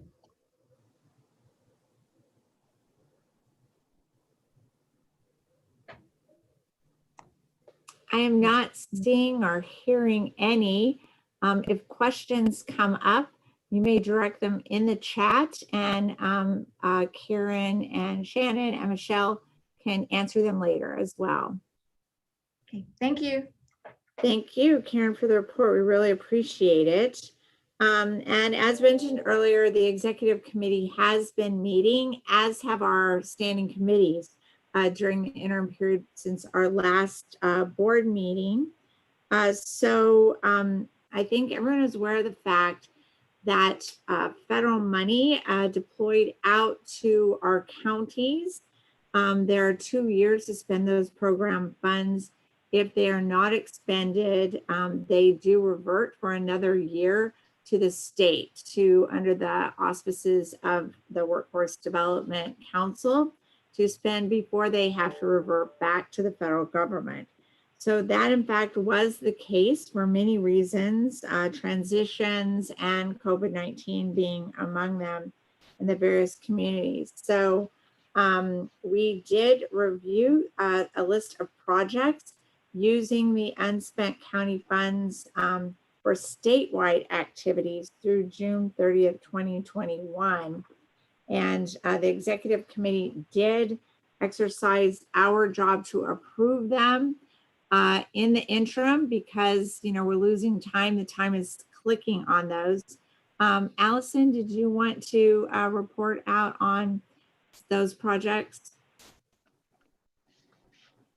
So in my upcoming report, I will touch upon many of these projects. However, if the members have questions specifically to any of the projects, then we can address them. All right, why don't we do that? In the interest of time, I'm going to consolidate the questions in the executive director's report where they'll be discussed further. If there are no objections, the same thing the executive committee had exercised the need for timing of our authority to transact the business on an interim basis. So if there are no objections to that, we will move forward to the executive director's report, which is next on the agenda. Allison? Okay, thank you.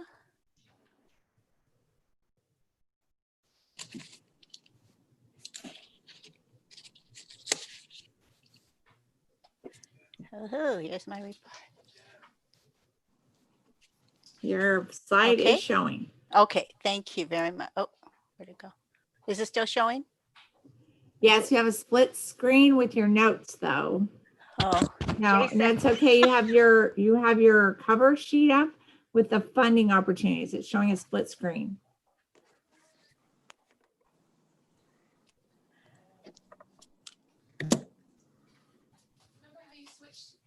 That screen instead last time?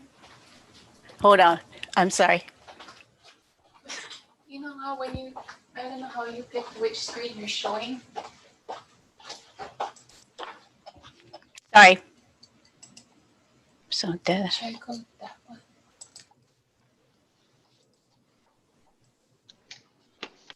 is it still split? I don't know. I can't see if I can go. No, we just have your cover sheet up. Okay, thank you. Technical difficulties. Hold on. Learning virtually.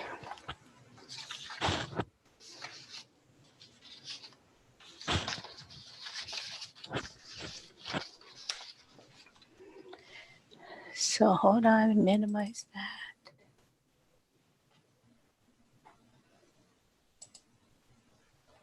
All right, so. No. It's your note showing now.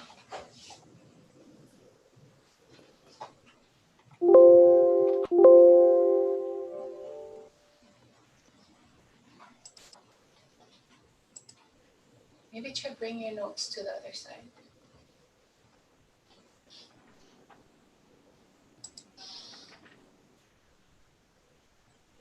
Try bring up your notes again. How do I keep it?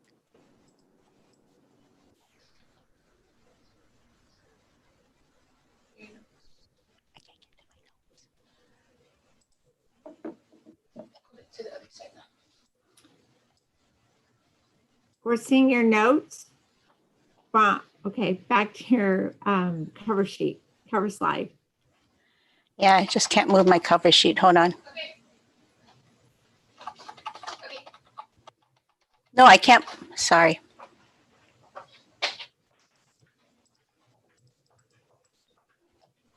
I had it. Here comes my technical assistance. All right. Apologies. Looks No like worries. Glenn Kaneshige joined the meeting. Welcome, Glenn. Welcome, Glenn. Thanks. Great to have you here.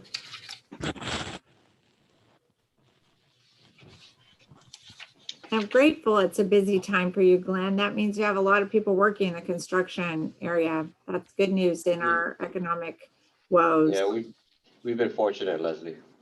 Yes.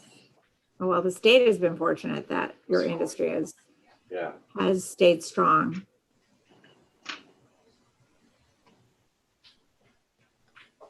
Try use the arrows. Try use your arrows to switch the slides. Yeah. Try go right. All right. Thank you so much. I apologize. My apologies. I'm going to try to summarize the last 6 months since we last met in February, and to just share with you some of the funding opportunities that we are seeking.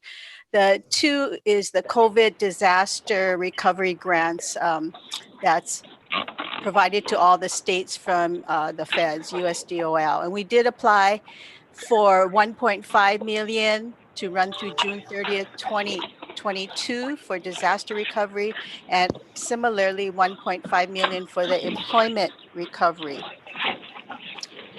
The oops, is that me? So in providing the full application and looking through the information, we decided to increase the disaster recovery grant from 1.5 million to add another 315,000. So now we're asking 1.8 million. And then for the employment grant, we asked for an additional $900,000. So that's now a total of 2.4 million. And so the disaster grant are very similar to the ones we had previously for the Kauai flooding and the Big Island's volcano eruptions. But these are specific to, of course, the COVID pandemic. The disaster recovery one specifically is for delivering services, humanitarian, and also cleanup services. And so I think that when I shared this earlier at the executive committee, it did pique the interest of Jason Ito from Marriott to consider how perhaps they can tap into this funding through the American Job Centers. And so, you know, hotels, other companies, perhaps your company could look at building sanitation teams and creating that along those lines. Those were the type of things that would be part of this disaster recovery grant. The employment grant is things that already the American Job Centers are doing and servicing with career services and education and training. We will be contracting the funding once we get it to the local boards to administer. So everything will really run through the American Job Center. And then as another opportunity is that with the U.S. Department of Education Stabilization Fund, they issued a Reimagine Workforce Preparation Grant.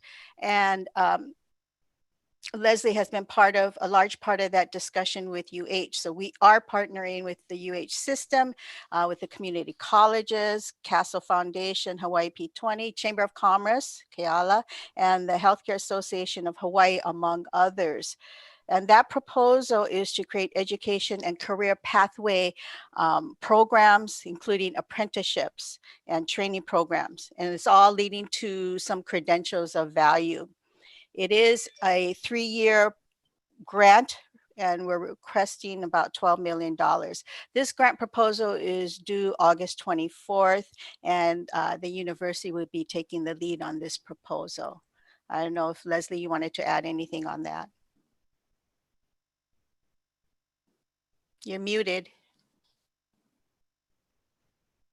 Thank you. It's a really strong partnership. The request for proposal and the grants.gov did request a workforce board to put together the partners and name the organization or entity applying that will be managing. We named UH, particularly the community college system, because of its reach across the state. But our role will be to bring that industry perspective.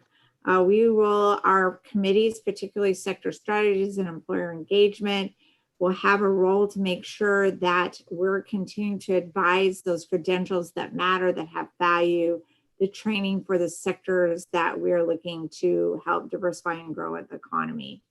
So, and the good news is, thank you, the University of Hawaii has agreed to take an indirect rate that hopefully will make us competitive. It is competitive, only 8 to 12 grants are anticipated to be awarded, but we had to go for it. Okay, thank you.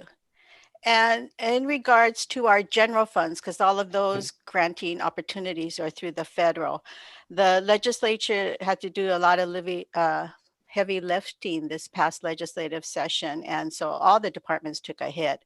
The WDC did survive with most of the general funds intact. For this year, the legislature reduced our allocation by only $45,000, which leaves us about $418,000 to spend in our budget. But for 2021, we're anticipating our full budget of $463,000 to be restored. Fingers crossed, and extend my mahalos to Representative Mark Nakashima and Senator Stanley Chang for their continued support. Thank you. All right, here's some projects. You've already heard from Ka'ala regarding the Workforce Resiliency Initiative. Appreciate that you've approved that so we can continue to move forward. Also with the Hawaii is hiring, Keala is just doing, and the chamber is just doing a great job of continuing to build that platform, the webpage, and making an impact and helping us get the word out that employers indeed are hiring during this time. In regards to the on-demand pilot project, or with the gig economy, we started working on this in 2018. We were one of 7 states selected with the National Governors Association. Now there's 10 states. So we continue to meet. We did, and we do have an ongoing online survey on our HireNet system. As of June 15th, we have over 2,000 surveys filled out. About 700 respondents actually participated in the gig economy. And Wayne Liu, now at DBED, has continued to lead the team. And we are going to share a lot of this information in September at the National On-Demand Pilot project convening virtually. And so I know Wayne is on, and I don't know if anything else he'd like to share at this time, but we will certainly ask him to do the final reporting to the board at appropriate times. So I don't know if Wayne, I don't want to put you on the spot, but if you have anything else you want to share. No, nothing to share. All right, thank you. And Jason reported on the Hawaii Online Workforce Referral System. In regards to the customer satisfaction survey, we contracted Ward Research to conduct the statewide customer satisfaction survey of past users of the American Job Center. So job seekers, employers, also the current staff. And so that survey was delayed a little bit because of COVID, but we just continue to not to hold back on the contract. We move forward on it. So we hope to get a final report from Ward Research by the end of this month. And again, we will be reporting that out to the board at an upcoming meeting. And we also have the information videos, which will be highlighting WDC, the local boards, primarily the American Job Centers. This is going through the Employer Engagement Committee. We issued an RFP in April, and we got 10 responses, which is really great, not only from Hawaii, but on the continent, so several from the mainland.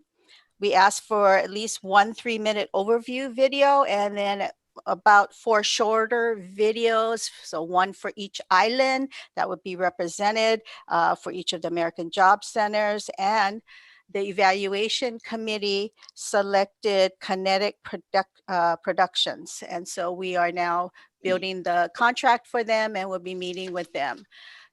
here is the video evaluation team that met in July to review. And so Jason Ito, Lois Hamaguchi from CTE, Aaron Yagi from Hawaii P20, and Ed Uechi was the staff person for that.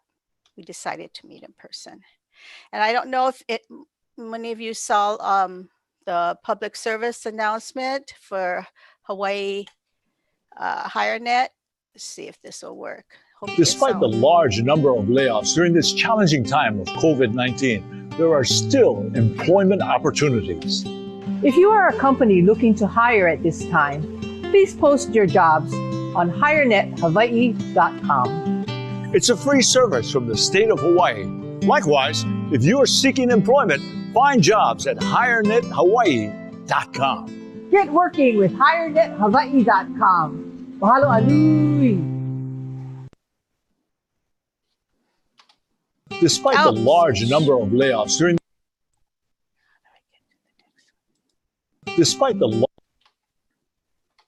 Okay, here we go. So that HireNet PSA was all pro bono collaboration, and that ran in the month of May on TV and radio. All the stations, they also provided free opportunities to air that, and that's really came out of a conversation I was having with Alan Tang at Olomana. And so we decided that, like the chamber and working with Keala, that there were businesses that were hiring, and most of them can be found on the HireNet system. So we just wanted to, let the public know. And so we were able to get the volunteer participation from Hanani Poliona and Kimo Kaho'ano to actually do the shoot. And you know what? It took like 1 hour basically to get the shoot done with Alan and his son Justin, and we did it on the Pioneer Plaza lobby outside. And I just wanted to show you that this was Alan as our human teleprompter. It was all very low key, low cost, free, but we're very thankful for this type of collaboration. So continued about collaboration, just real quickly, Kaala mentioned broadband hui. We are definitely in the telework group. We are involved with that, as well as with the DXP. Okay. So we're part of the DXP Hawaii Data Exchange, and we are going to be every year we're part of their conference, but because this year we're doing virtual webinars, just wanted to call attention that there'll be early education and human services and post-secondary webinars, and our workforce one with WDC will be scheduled on Wednesday, December 9th. And more information will be coming out in regards to that.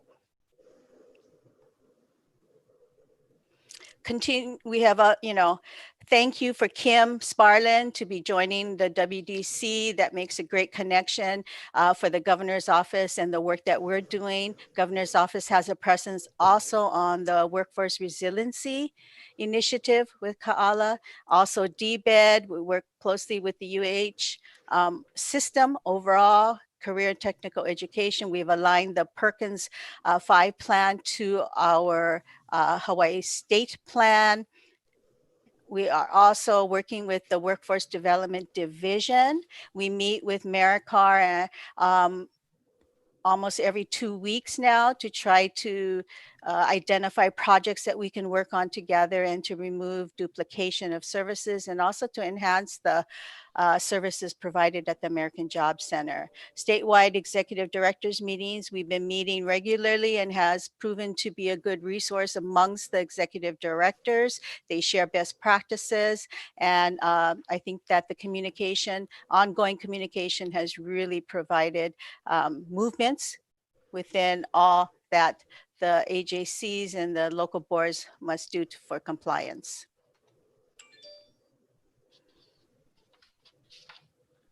And then just wanted to share that our staff, WDC staff, has been out and about prior to February, we did go out to the Kauai Workforce Board to provide a 3-hour presentation there. So you see Jason and Jeannie and Duke and I were there for half a day to meet with the board. We also met with the governor and Kim to share the WIOA state plan, and we went through it. The team that went there for adult ed was Dan Miyamoto, Maureen Bates for DVR, Joni Heatherly for Wagner Pizer, Bernadette Howard for CTE, and Jerry Arukan for our Research and Statistics Office, and Martha Ross was the coordinator. Jeannie and I were there. The governor asked a few questions. Pretty much he had no problems in approving our state plan, so we're very thankful for that. In addition to that, we held a, well, we didn't hold it, but the WDC in partnership with our neighbor, our next door neighbor, Office of Community Services, led the coordination for the department's information fair held in February. Maybe had about 150 people attend. I mean, it's the first time that they've had this type of information fair in 20 years. And that was due to thanks of Duke Odes from our team to put this all together in collaboration with all the other divisions to bring their information forward. You know, it was an opportunity for within the department to find out what all the agencies do. And wanted to send congratulations out to Oahu and Maui workforce boards. They have certified their American Job Centers, huge step for them. So congratulations. WDCs, we did successfully negotiate our statewide performance measures with the feds for this year and for next year. And a big project that's taken a lot of time from our staff is conducting the statewide annual fiscal and program monitoring. We monitor all the programs on each island, adult, dislocated worker, and youth, and then also look at their fiscal records. From that, we provide a report for corrective actions, observations that we've seen, and really the staff is looking at that in the future to see if what types of trainings and upgradings are needed as a result of what we discover through the monitoring. And as mentioned by Jason earlier in his report, effective July 1, higher net contract is with the WDD, and that new eligible training provider module is something that we use. And then just quickly, we do for statewide rapid response and business services because of the high unemployment, mass layoffs, major industry shutting down. We had to find another way of delivering services to the businesses. And so with the help of David Morihara, who we brought on to be our WIOA specialist and the coordinator, statewide coordinator for rapid response and business services, he's worked with each of the counties and put together virtual information sessions. He's doing practice sessions with them and building up the competency virtually. And so I think that that'll be a nice way to reach out to each of the businesses. In addition, continued training. He's going to develop training with the Rapid Response and Business Services team, working with each of the counties individually. And he has created a partnership with the state library systems to access HigherNet and the American Job Centers, all pushing it to the American Job Center for services. Statewide, there's 51 locations. And so we're looking to see if we can, once the library systems open up again, that would be a wonderful resource. Some states use the library system as an actual satellite place for their services.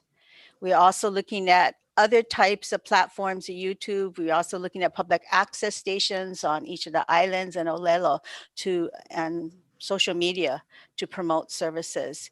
And then lastly, David has reached out to Hawaiian Airlines. So he'll be taking care of the statewide coordination of their anticipated mass reduction in force. And so he's met with the HR people at Hawaiian Airlines, and they're very open to having us help them and direct them through the American Job Center's services.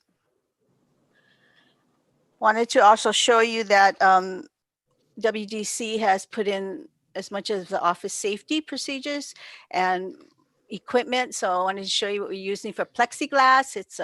It's full. It can go up and down, and like we have standing desks and also sit down, but it's at each of the stations. We also have the sanitizers and the wipes, and we are trying to take all the precautions possible for safety of our staff as well as anyone who does come to our office. And lastly, I want to send out a big mahalo to Duke Olds. You know what? He's been volunteering for like 4 months over at the UI Cost Center. And it's a huge undertaking. And so really want to, shout out to Duke for doing that.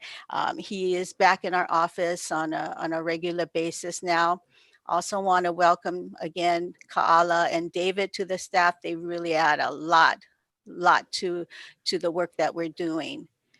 And basically just to share, with the board, since February when we last met, I don't think that our team has lost a step in what we do, that we have worked remotely.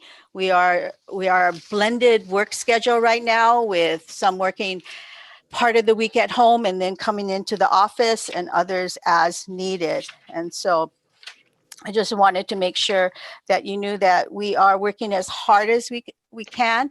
The work that we do collectively is not easy, but it is rewarding, and that the entire staff is working hard during this emergency, national public health emergency. And we do want to continue to serve the board the best we can, and all of us collectively work to build Hawaii's workforce.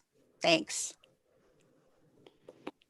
Thank you, Allison, and thank you to the staff for the critical work you're doing under extraordinary circumstances. So we're very appreciative. So I just put, a little reaction thing in the applause in my window on the Zoom. But I think collectively, your board and our partners realize the critical work you've done, and thank you. We appreciate it. Any to the whole questions? Team. It's a great team. Any questions for Allison? Again, I'm not seeing any questions coming from the board at this time. Again, you can add questions to the chat, or Allison has an open door, open phone policy email. You may email her with any questions, call her. She's very receptive. Thank you again. So next on the agenda is our executive session. And as mentioned at the beginning of the meeting, the board members, the voting members of this body, will be exiting this Zoom room and go into another Zoom room. You can see that in the middle of your screen. Please hit the join function, and I will see you in the executive session Zoom room for the purpose of evaluation of the executive director as published on our agenda. Leslie, do you need a motion to enter exec session? Leslie?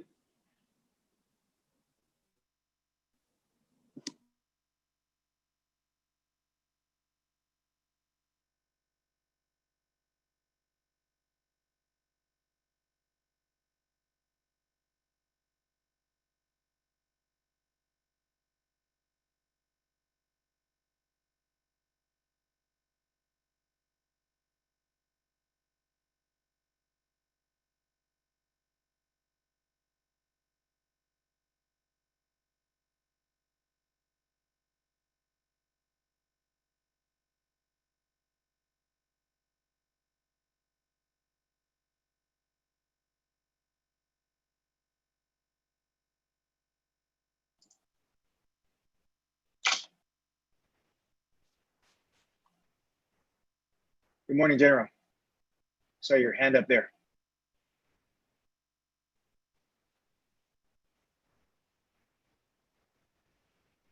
What, Carla? No, I was just saying, good morning, General Rick. I thought I saw his hand up asking for something. General, are you going to go to the private room?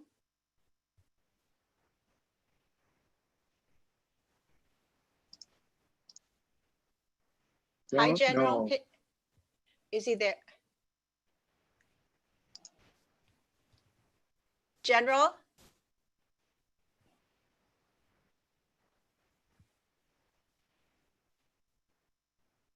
Brian too. Brian, you're going to go to the private room? I think you click on the bottom and it'll take you to the breakout room where the rest of the board members are.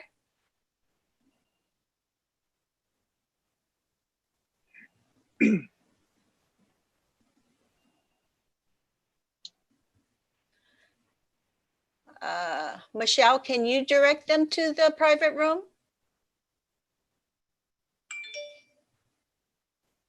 Carla, do you know if Master Control can move them over? I think that there is, I completely forgot. I was going to say yes, but then now I don't know. Major Rick, I don't know if he's looking at here. Yeah, I don't know either. Rick, General. Should I call him? Yeah, if you got that number, I would call him. Hi, guys. Actually, General looks like he's in two places at once. Okay, so what about Brian Lee? Maybe his voice is in the other room. Okay, yeah, that makes sense. Like he wouldn't be able to hear us. Okay.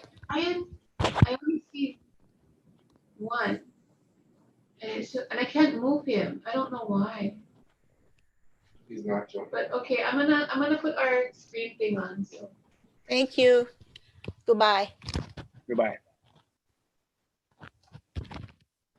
Bio break. Make sure you mute. Make sure you mute everything.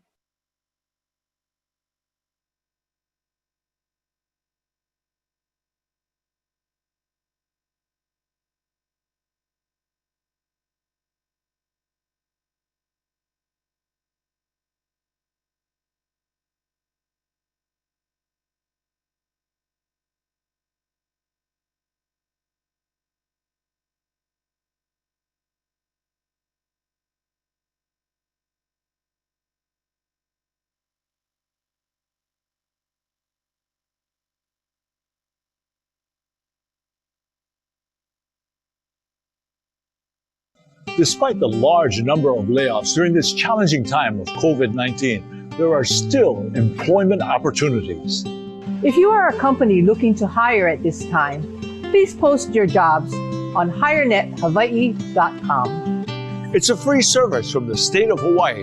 Likewise, if you are seeking employment, find jobs at HireNetHawaii.com. Get working with HireNetHawaii.com. Mahalo alui!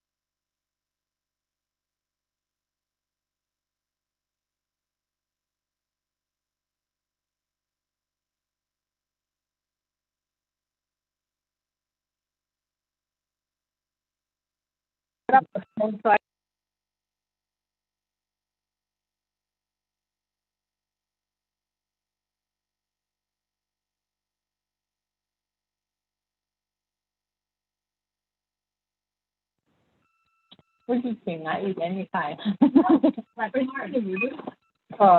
Try not to. Call them back. Oh.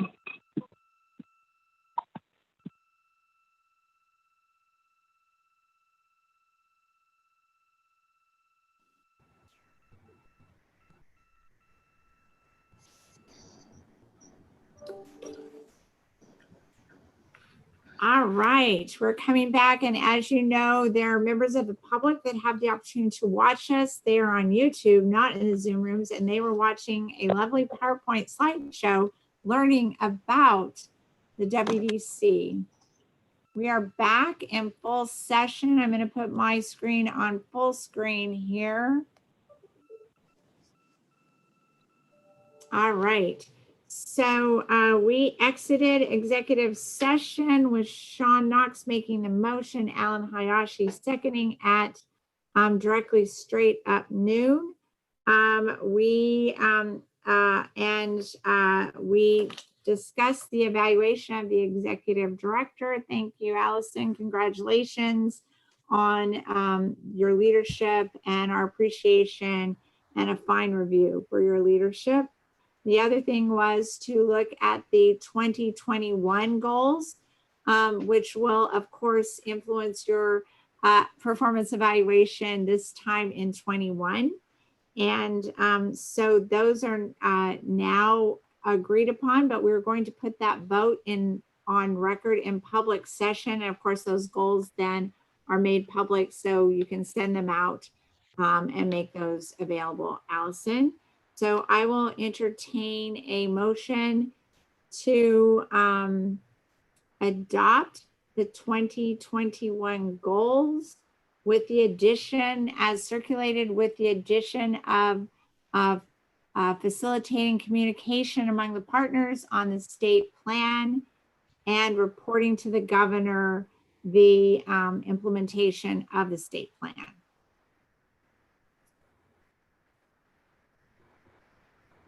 Anyone making that motion? So moved.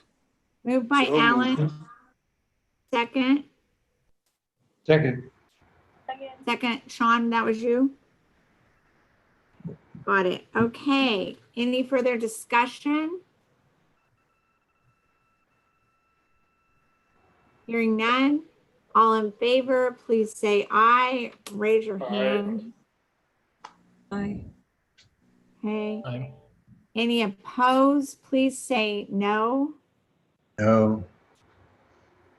Okay, and any abstentions, please put your name in the chat. Okay, I think motion carries and the goals for 2021 are set. Thank you very much. Next, we will be going over reports. So the first order of reports are from our county workforce boards. And I'm glad that we have great representation here today for that. It has certainly been a challenging time across the state. So first up, David, I'm going to call on you to report out for the Hawaii County Workforce Development Board. Hi, good afternoon, everyone. I think the biggest area for us, well, there's two. One was maintaining presence within the opening of the American Job Center. And the second was, well, which was equally important, was to get our qualifications to be certified, which it's to my understanding, the last bit of documentation should have been submitted to Allison last month. And lastly, of course, is the ongoing efforts with rapid response and working on those matters. There was a request from the West Side that came in earlier, later in part of the month, I believe, that Sandra is working with as well. So it's status quo. I think the only thing that I would suggest in regards to the resources that unfortunately had to be returned by the counties due to just unmitigated circumstances, that perhaps the governor can declare WDC to be an essential agency attached to DLR in the event that there will be furloughs and or employment cutbacks. And so perhaps that could hopefully be a consideration that the executive board would consider. And then from that perspective, working with the various counties to perhaps request that they would consider that as well with their AGCs too.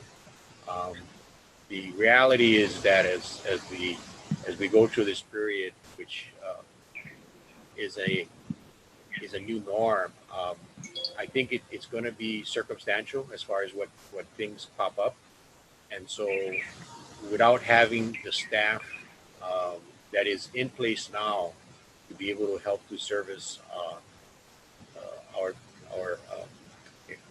market areas, it'll be very difficult if they're cut back and or have to be replaced with temps. So I do believe that that's what I would suggest. Perhaps we put some effort in. The unfortunate scenario is after all the CARES money is spent, I think next year's budget for the state will be severely impacted. So hopefully we do a little bit more proactiveness. And by the way, one of the agencies that got hit the hardest during the last furlough and also, I'm thinking of what happened is, RIF, because there'll probably be a RIF only because of the way collective bargaining is. There was a lot of qualified people in WDD that was realigned. And I would hope that that's the other request that we could instill in the governor, that along with UI, these are essential workers and that they should be left intact, and maybe start negotiating with the collective bargaining side of that as well. So those are my insights. As much as what we've been experiencing, sometimes we just have to make lemonade out of the lemons. And so I do believe Allison has been as productive as she possibly can. I do believe the adaptation to the meeting and virtualness of how we need to communicate is moving in the right direction. There's always an adjustment. So, with that being said, I appreciate all that's going on and support we have.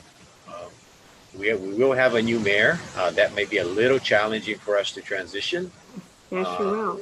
And so perhaps an opportunity there could be, and this is something, Leslie, that maybe we can have further discussion in how WDC can address the two possible candidates on our island for the runoff and see where they stand on this matter, only so that potentially we can continue what we're doing. Primarily because too is, Dwayne hopefully will stay, but his position could possibly be replaced as well. I think the transition would be more critical moving into the next calendar year than it is now as far as maintaining staff in its status quo. It will be. Okay, so those are my comments. Thank you. Thank you, David. I appreciate it. Was there a question for David? Yeah, Alan? This is Alan. Could I, David, my question would be on rapid response. I kind of lost the thread after we lost our rapid response coordinator, but was there any drop off in service, or was it completed, the lava response or anything else? Did we complete what we should have, or was there a gap there in service? To the best of my knowledge, Alan, I would defer to Sandra on that, but the answer, I believe, is no. I think a lot of that compliance or burden was on our end to ensure that we wrapped up that part of it. So I'm not aware, but you know, again, I would defer to Sandra just to make sure if there was any loose ends that I was not aware of. Okay, thank you. Thank you. Thank you again, David. Now I'm going to call upon Jackie Kina for the Kauai Workforce Development Board report. She is their acting chair. Thank you, Jackie, for joining us. Hi, everybody. Thank you for having me. So this is my first meeting, so please excuse me. Anyway, some updates for our board as we last met in January. We had planned to meet in April, but of course, due to COVID, we were unable to do so. So currently, we have not met to elect our new board members. As such, no board committees or executive officers have been elected. I'm currently the vice chair / acting chair, and we're exploring the option of conducting a Zoom meeting right now. And when that occurs, we'll go ahead and elect new officers. And then I have Nalani on here because again, I'm just stepping into this, so I haven't been really up to date on everything, so I apologize. Any other thing, Nalani, that we should update on besides, well, I can tell you that our MOU and IFA with our partners at the American Job Center have been sent out. They have not all responded, but they will. We have confirmations from 4 of our partners that they will respond by September 1, and we'll follow up on that. As many of you may not be aware, on Kauai, our agency is only staffed by the state workforce development personnel. And let me see. And they're currently reporting for work and conducting all services via phone and email. So our agency is not open, doing everything via phone and virtually. And I think, do you have any questions for me? I can try to answer it and if not, I can always get back to you. Great. So thank you, Jackie, for reporting. If anyone has any questions to Jackie, please put them in the chat. And then she can ask among all her colleagues to answer to get questions back to you. Thank you, Jackie. So I'm up next, wearing my other hat as chair of our Maui Workforce Development Board. Crazy busy time. We have a new provider for adult worker provider, and the transition happened in March. So wow, very scary. So we're very pleased for our longstanding partnership with the Workforce Development Division led by Kevin Kimizuchi, who has been amazing in transition, supporting Goodwill. And of course, with still having Wagner Pizer, they are still very present in the American Job Center and with Goodwill.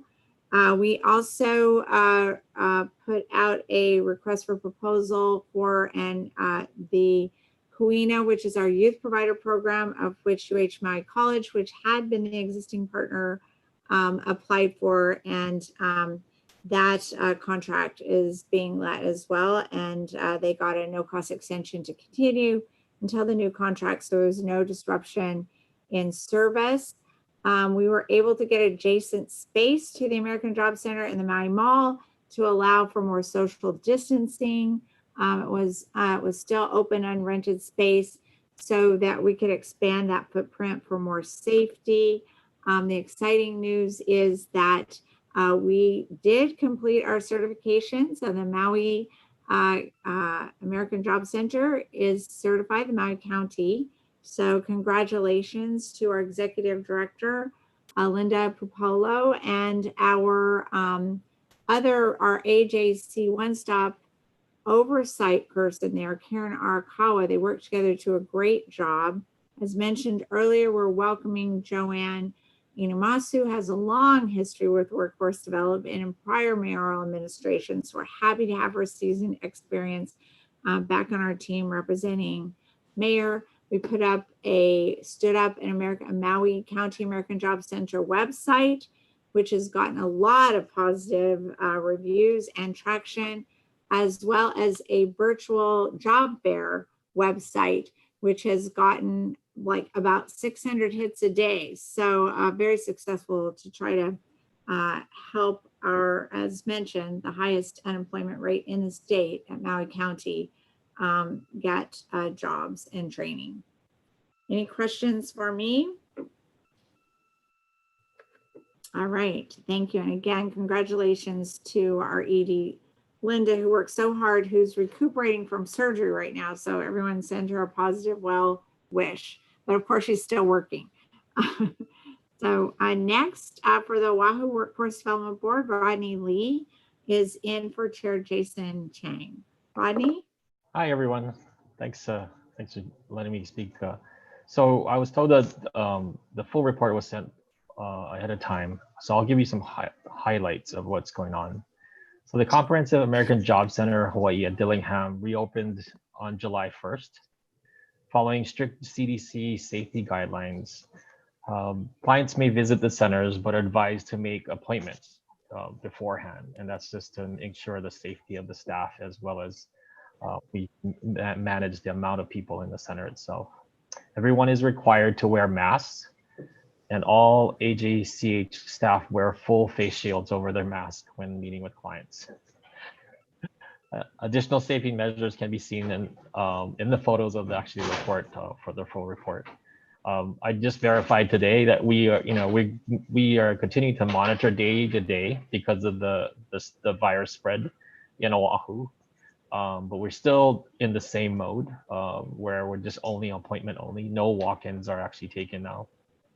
But we continue to monitor that, and we will follow the advice by the health experts as well as the mayor. But the majority of the clients visiting a center are dislocated workers, as you could expect. Many of these are from hard-hit industries like hospitality, and have been laid off before, unfortunately, during the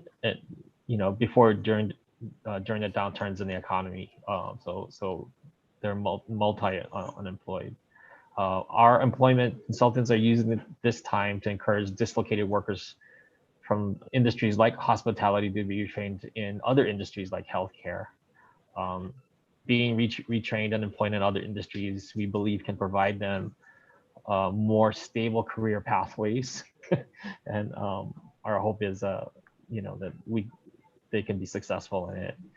We are also offering clients the opportunity to upskill their training and certifications to advance on their career pathways as well. The AGCH is currently handling a lot of specialized training requests and pilot programs. They're also conducting personalized online job fairs for business clients and participating in all partners' virtual job fairs. We've included some of that information in the PowerPoint presentation part of the full report. Also included in the report are some success stories. So they're high points from our adult dislocated worker and youth programs. So please look at those when you have a chance. We would like to thank our one-stop operator, our service provider, Work Hawaii, and the partners of the AGCH for their support and dedication during this unprecedented time. We wish everybody to be safe. Thank you. Thank you, Rodney. Any questions? You can put those in the chat for Rodney. Thank you, everyone. So we're going to move over to our WIOA core partner updates on our agenda. So we'll start first with the adult education. I'm thrilled to have all three of you here today. Thank you. We are such strong and important partners. For adult education and career pathways, we have Helen, Bernadette, and Erica. I'm going to let you guys, whoever wants to speak first, please just turn off your mic and I'll turn on your mic and I'll acknowledge you. I'll go first. Okay, Helen, thank you. Okay. You're welcome. The reports from Waipahu and McKinley are in the file, the WDC meeting file. But basically, I'll summarize for both schools, and that this COVID pandemic has had a significant overall impact on the operations of adult ed, and that with the closing, the delivery of services depended primarily on distance learning. Student attendance has declined and is affecting the fall enrollment. During the last school year, Waipahu had 3,821 students, and McKinley had 3,528. So we're going to see a drop in enrollment for this coming school year for sure. The question that was asked was, what other data does the community schools collect, and what are the performance goals and measures? The National Reporting System data is collected with the Hawaii State benchmarks that have been established and approved by the Office of Career and Technical Education, which we call it OCTE. And the data is reported in periods of participation with measurable skill gains, or MSGs. The last question that Allison had posed was, what actions have been or are being planned to overcome the challenges, barriers as a result of COVID? So due to the pandemic, the community schools implemented distance learning education for our students, despite the differing levels of distance learning experiences of our teachers. So with that, we've been providing our teachers with the support necessary to be able to conduct classes via the internet. We continue to in-service them. In fact, this week they're here for training and are looking forward to the start of school on Monday. Our school custodians have been sanitizing our building, the classrooms, and everywhere. I mean, it's constant. And we think we have provided our staff and our teachers with the appropriate PPE, as well as hand sanitizers and whatever else that they need to remain safe. We're just hoping for the best, and not sure if we're going to be opening school on Monday, because just recently, maybe about an hour ago, HST is asking the governor to postpone the in-person and just to support distance learning for all students. So we'll see how that goes. Both Waipahu and McKinley are participating in that Reimagine Workforce Preparation Grant with UHCC. So we're looking forward to working with that, the UHCC group. And that's it. Thank you.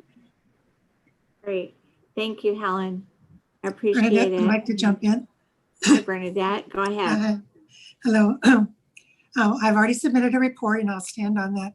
And I just want to reiterate that the Perkins 5 plan was aligned with the WIOA plan.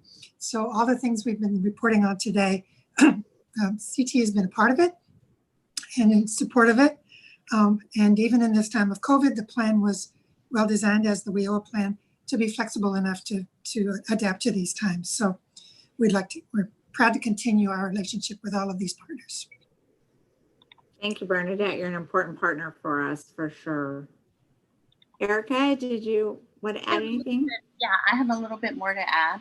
So the CCs are actively reviewing and aligning our CTE programs and continuing education as we prepare to relaunch our economy after COVID, working with key sectors, partners such as you, Bernadette, and others.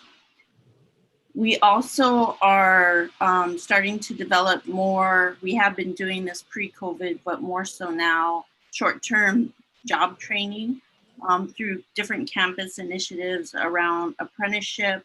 I also put in a proposal for Honolulu City and County CARES funding for about $13 million that would provide training to the residents of Oahu that need to be retrained.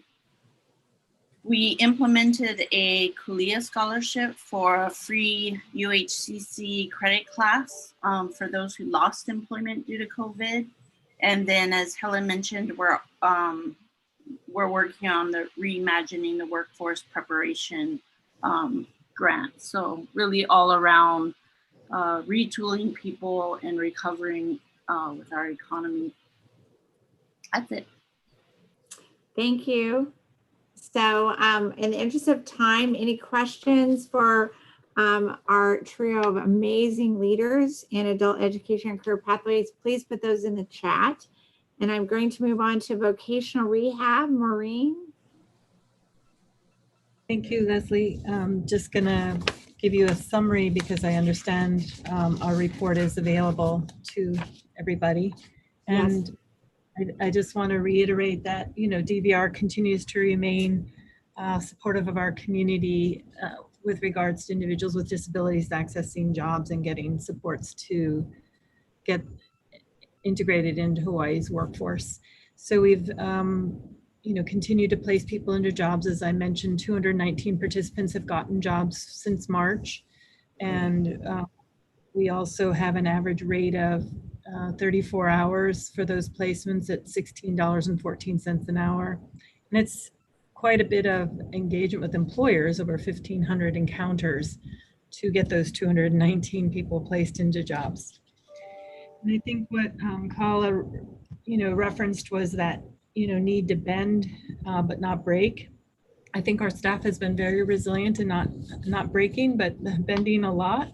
But they do it as a team, and I think that teamwork is not just amongst themselves and with the participants, but it's also our partners, including the American Job Center. And I think we've learned that through, as you can see in our report, that we surveyed our staff and learned that they're not leveraging that partnership as well as we think we can. So we're revisiting our work plans and strategies to make sure that we're partnering in a more effective way for our participants in our community. Our staff have been supporting our participants also in applying for unemployment insurance. It's a low amount of people that we've assisted, but it's not as significantly impacting our participants yet. And most of our participants don't want to come out, so they really appreciate remote work and the resiliency or the change and the skill sets learned to use the internet, to use web platforms and communicate and integrate in developing their skills and training has been pretty phenomenal based on the diverse people we're serving statewide. As you can see from the success stories that we shared, and I think Kim's message earlier on, that it is a commitment to be resilient. And I can see over on, Hawaii Island, our story there shared about Puna Kamai'li'is, keeping in mind our participant, making sure that they kept in touch and then help them get re-engaged in the workforce when there was opportunity to come back to work. And then the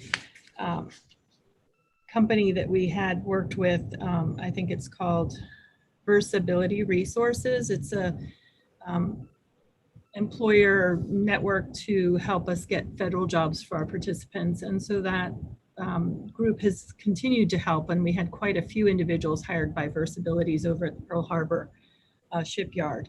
So I just want to reiterate that it's a partnership, that Resiliency does talk a lot about bending, but it also talks about collaborating for us. Absolutely. So, thank you. Great. Thank you very much for your work. We appreciate it, Maureen. And again, any questions for Maureen, please put those in the chat. And Mark, it's my pleasure calling you, please, as our great partner to report on Wagner Pizer. Oh, you're muted. You're still muted.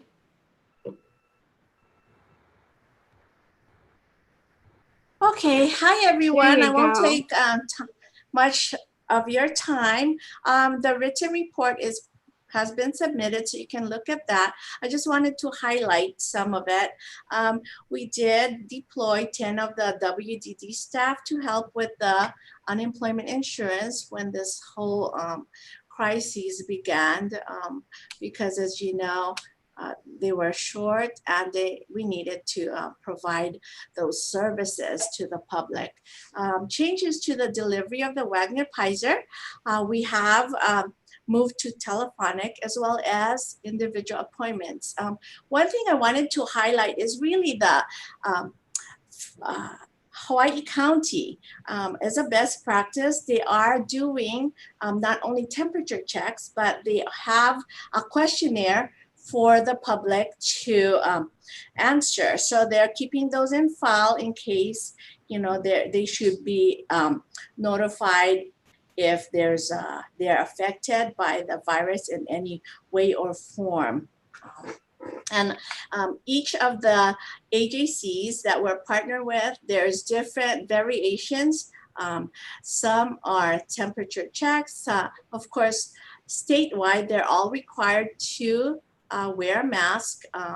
Some of the AJC partners have purchased shields, for face shields for the entire AJC, and we've also provided our staff with those equipment to ensure that they're safe in delivering the services.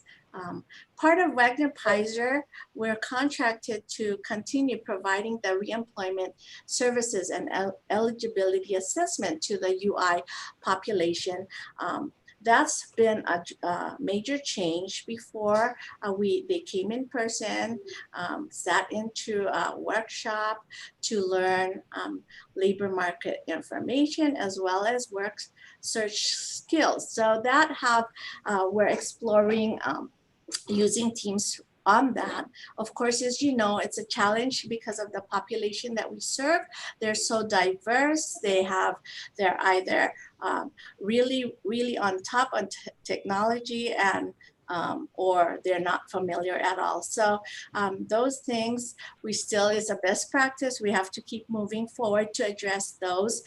We're purchasing laptops to ensure in case, as you know, the number of cases keeps increasing. So in case we should have to explore shutting down, we've been working with Allison and her team at WDC to purchase a document management system so that those case files can be part of HireNet and the staff can access those case files from anywhere where they're located, whether it's in the office or remotely from their homes.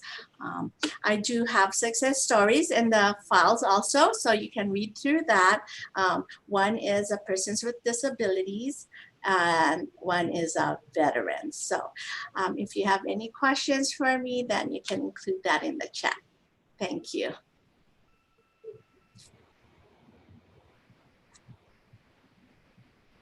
Now I was muted. Thank you, Maricar, for the report, and thanks for the success stories. We all need those at this point in time, right? To keep us moving forward and going. And thanks for your efforts. So I'm going to move on now to our board committee updates. We already heard from Jason earlier for the Data Management and Technology Committee, and the Finance Committee reports were earlier. At this point, I'm going to call on Employer Engagement Committee Chair Glenn Kaneshige. Thanks, Leslie. Like you've heard from a lot of the other committees, our committee's been affected by the whole COVID-19. Our last meeting was January 23rd. We were actually supposed to meet on March 25th. Unfortunately, the shelter-in-place order went in, and so we did not meet. We're currently trying to schedule a meeting for early October. I'll just highlight some of the items in the written report that's available to everyone. So the subcommittee on the people with barriers, they met with the AGC to get feedback, and they're going to work with the AGC using the Business Services Framework Plan to help them with their policies and procedures so they can help the people with barriers subgroup. The second subcommittee was the pilot project subcommittee, which was going to work with two food service providers. One is Zippy's and the other one is Big City Diner. Zippy's actually toured the AGC in July, and they were going to work together with the AGC to create a virtual job fair in August. So that's in progress. The other one is Big City Diner did express an interest to work with the AGC, but unfortunately, because of COVID, nothing further developed since then. The last subcommittee is the Outreach Task Force. You heard part of it from Alice's report. They're working with the AGC to develop the website and the video. The RFP went out for the video. There were 10 respondents. And then Kinetics Productions was selected. And so contracts being placed out for them to secure Kinetics Productions. So that's about all I have. If there are any questions. Great. Thank you, Glenn. Thanks for the work of the committee. We really appreciate it. Please put any questions in the chat. I'm going to give my vice chair a heads up right now. It is 12:35. I'm out at the Research and Tech Park. I've been working from home for the purpose of the Air Force. A higher command person from the Air Force is here. I don't know if you know, in the Research and Tech Park, Maui High Performance Computing Center is an asset of the Air Force, which is being run by the University of Hawaii. Yay, we're proud of that. And some Boeing contractors. So I have to welcome them if they show up. So if I leave, that's the departure. We're going to hear the rest of the committee reports. So Alan, thanks for your backup. And then we are going to open it up for any announcements by you for just a COVID-19 update from our members to share. So next up is our Military and Veterans Affairs Committee Chair, General Richardson. So you understand why I have to sign off if we have an Air Force general arriving. Thank you. Okay, for my committee, our last meeting, I believe, was in November. We did have a session with the State Military Partnership Conference at the state capitol in January. And then our next meeting, and then the March meeting got canceled because of the coronavirus. And so our next meeting is August 26th. Having a little bit of a problem. The military doesn't use Zoom. They use a different system. So we're trying to figure out how we're going to work that issue out with the military. And they normally have a transition summit that's done in September or October, and that is still undecided on whether they're going to have it this year or not. But that is a big event with the Army, Navy, Air Force, and Coast Guard participating, where they bring in all the employers to talk to all of the transition soldiers. I attended a Zoom meeting about July 30th, I believe, with the Military Affairs Council. And you know, as you know, the economy for Hawaii is down because of tourism, but the military part of it, defense part of it, is still up. And they have more money this year and the next coming years to really hire more people. More projects are being opened up in Pearl Harbor and Hickam and Schofield and Marine Barracks. Trouble is, you need to be qualified to get those jobs, and there's a security clearance involved. But we need to prepare our younger people to get those types of jobs because they're really good paying jobs. And we've been working with Keith Ayashi from Waipahu High School to see how we can get kids interested in either military work or in aviation so that they can look forward to a career in that area. So that looks very promising. Been working with Alan on that, and that's all I have. Thank you, General Richardson. It's true. We we have to have our own resident talent pool, our young people prepared for those high wage, high growth jobs. Well, let me make one more point. Keith Ayashi works really hard getting his kids interested in opening up vocational areas for the kids. And what they do is they work with the University of Hawaii so that they can get advanced credits. So some of them actually, they graduate from high school, they're actually juniors at the UH. That's right. So and some of these them have their jobs that are associate's open degree. now, like aviation mechanics, are available at the community college. And somehow we need to get them working in that area so they can get advanced credits to qualify for some of these jobs at Pearl Harbor and in aviation. Terrific. Well, thank you very much. I'm going to move on to our Performance Measures and Accountability Committee. Sean, thank you for your help.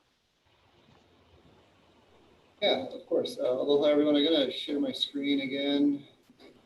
This is the report that was submitted. Hopefully you can all see it.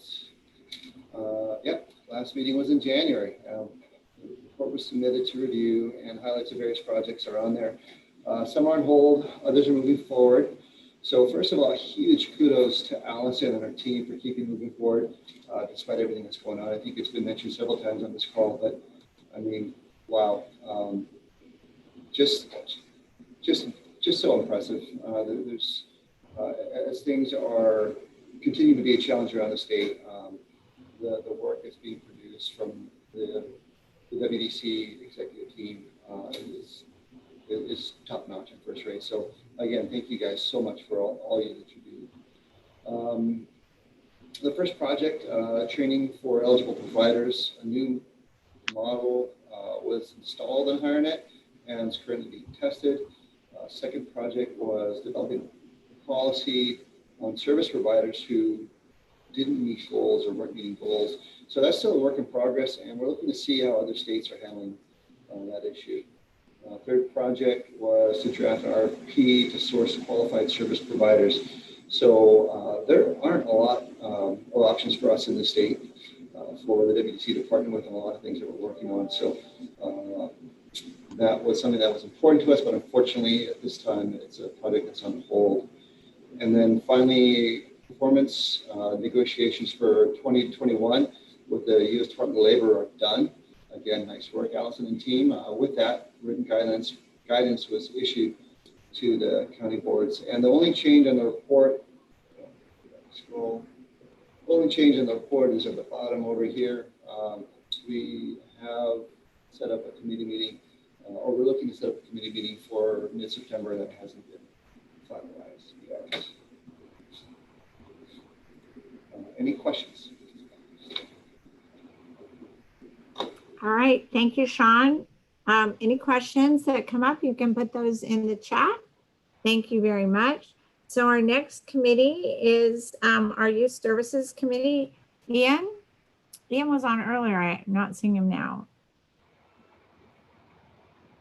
Ian? I think Ian may have had to leave. I'm not seeing him.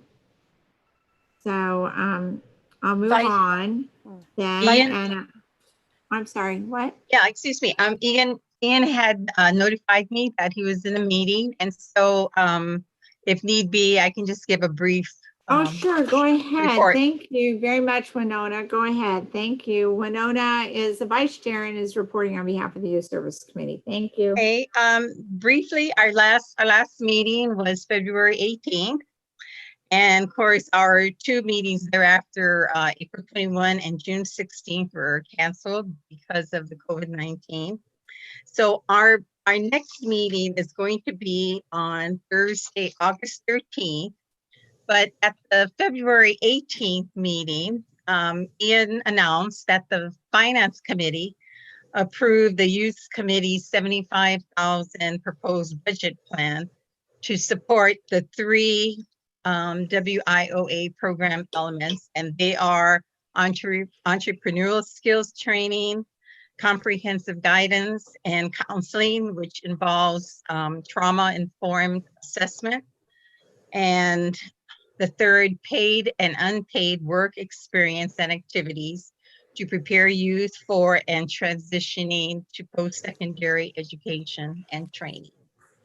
Any questions? Thank you, Maureen. Any questions you can put in the chat. Thank you. So next on the agenda, because of these extraordinary times and because of all the work you are doing out in the community and private sector. Excuse me, Madam Chair. Excuse me. Oh, yes. I believe there's a Sector Strategies Committee meeting. Oh, committee report. I am so sorry, Yvette. Did I miss that? Oh my gosh. I'm sorry I didn't look through my bifocals. Sector Strategies has done such great work, and thank you, Sunshine, for your past work, and thank you, Yvette, for taking on the role. My humble apologies. The floor is yours, Yvette.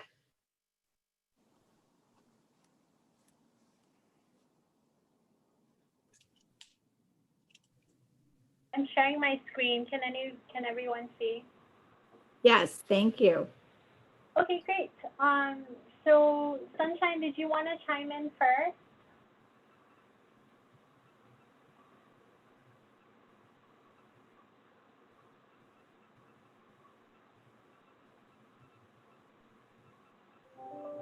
Sorry, nothing for me. Took me a while to unmute. Go ahead, Yvette. Sounds good.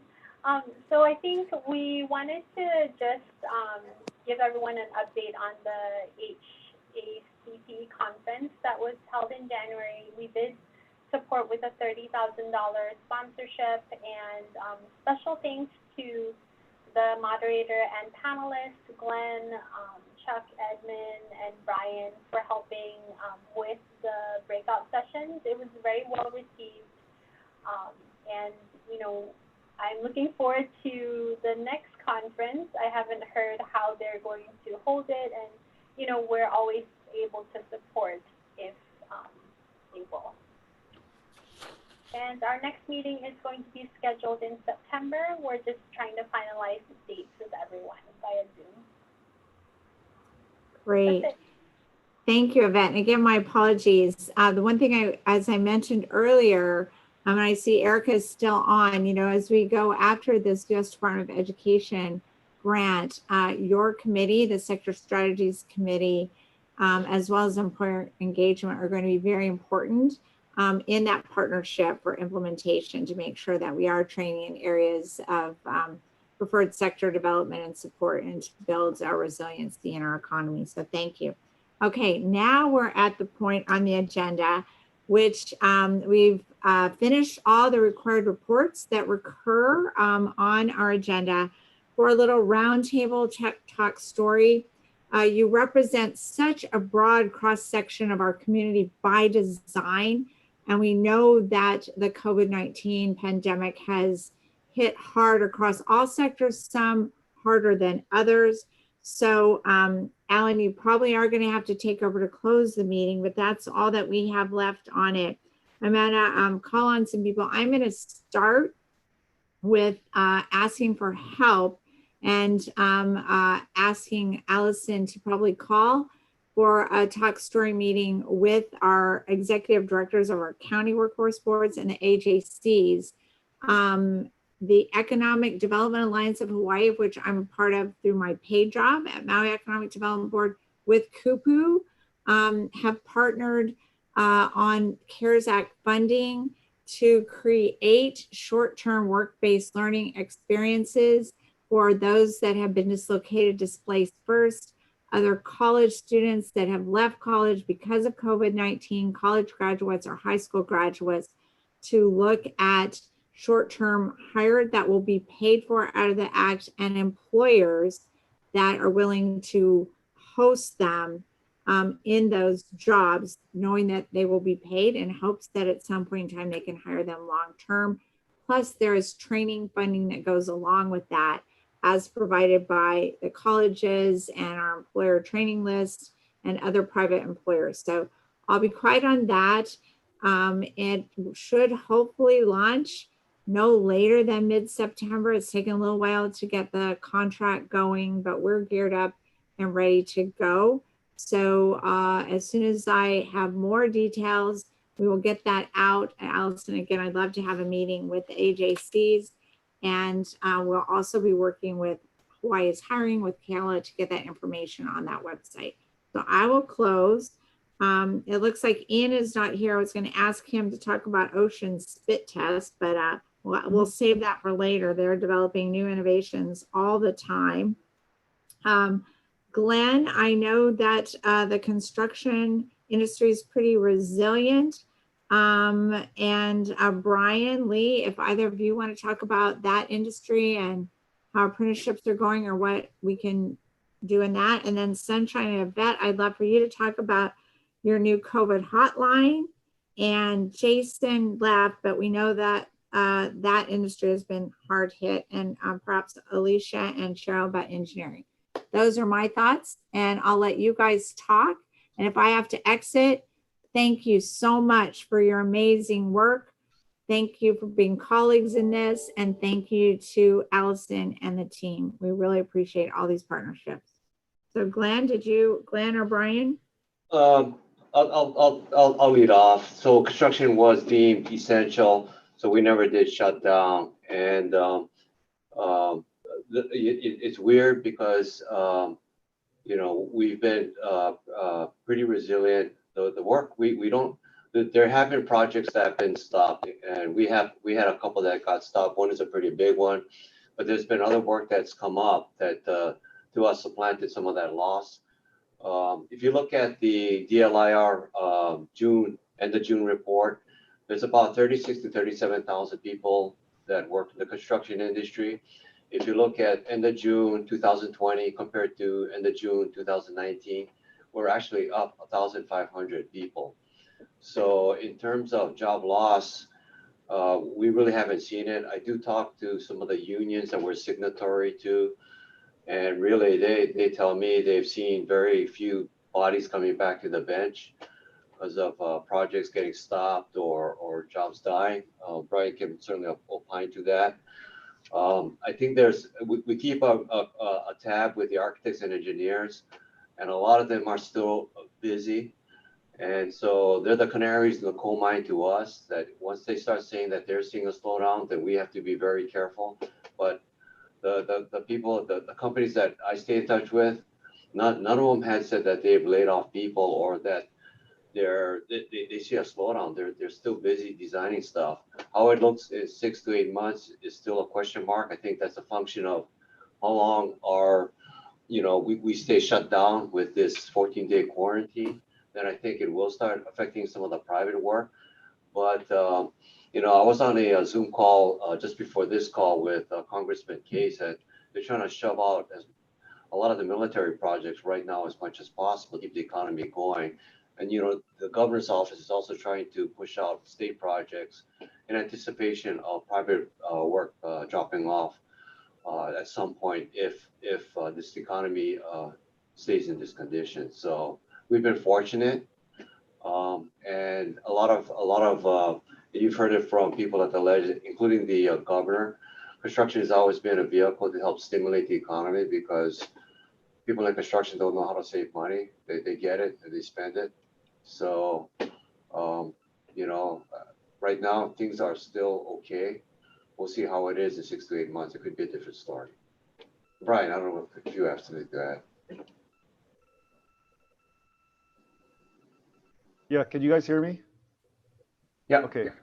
I'll just add a few things to what Glenn said.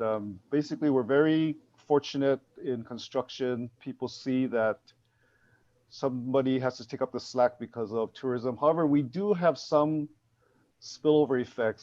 There's a couple of hotel projects that related to tourism that have been halted. The Kings Village project, as well as the Princess Kailani $800 million project has been halted. And even though Glenn is right that the work has not only stayed steady, but has increased in construction, certain sectors that are affected by retail, like for example, I spoke to the elevators union. They have two sides. They have the construction side, and then they have the service and maintenance side. And the service and maintenance side is affected by the shopping centers, retail, and the hotels. So their side has slowed down. But even then, the elevator guys are only 5% unemployment, which is really good. The pipeline looks good. Because Hawaii is so dependent on tourism, the legislature has seen fit to try to make up for that by pushing out infrastructure projects. I think they planned for $2 billion in extra funding just at the beginning of the session when the COVID started. And some of the hotel guys are like Halekulani are closing until next summer so that they can work on renovations during this kind of a down period. Traffic work with HART with the rail project continues. Ho'opili and Coal Ridge continues. But eventually construction will be affected. So if this continues for a while, 2022 will not look good unless we see a turnaround within the next year or so. That's all I have.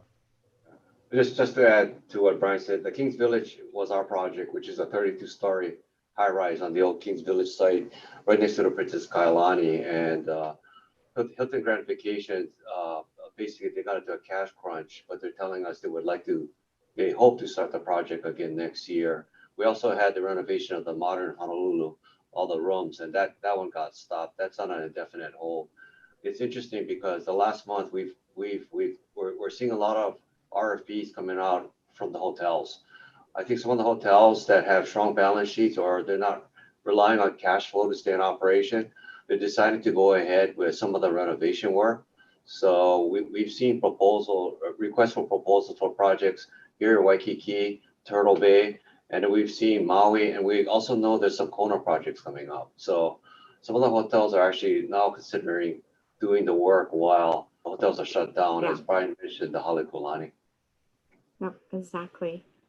Good. Well, thank you for that update. There are some bright spots in the economy, but you're right. The emergency and shovel ready now could have some long-term effects later. I would love to hear about from Sunshine and Yvette on your new COVID hotline. That seems like an extraordinary resource for our community. Yeah, so thank you for giving me a minute about this. So basically, what we decided to do in the efforts to try to flatten this curve that could possibly overwhelm our hospitals is one of the biggest questions that employers are starting to have is in regards to exposure for their employees. And so we decided we have a hotline. The phone number is 808-763-2720. So as an employer, and it's set up for private employers, I mean, public can, but I know you guys have DOH. But basically we have doctors, our own Dr. Melinda Ashton, who's just so brilliant. And a lot of our leading doctors are actually manning that hotline and answering the phone so that if you have any kind of employee exposure concerns or questions, how do we send them for testing? Should we take them out of work? Should we limit their interactions? How do we do contact tracing? All that stuff. We just decided to offer this service. It's free.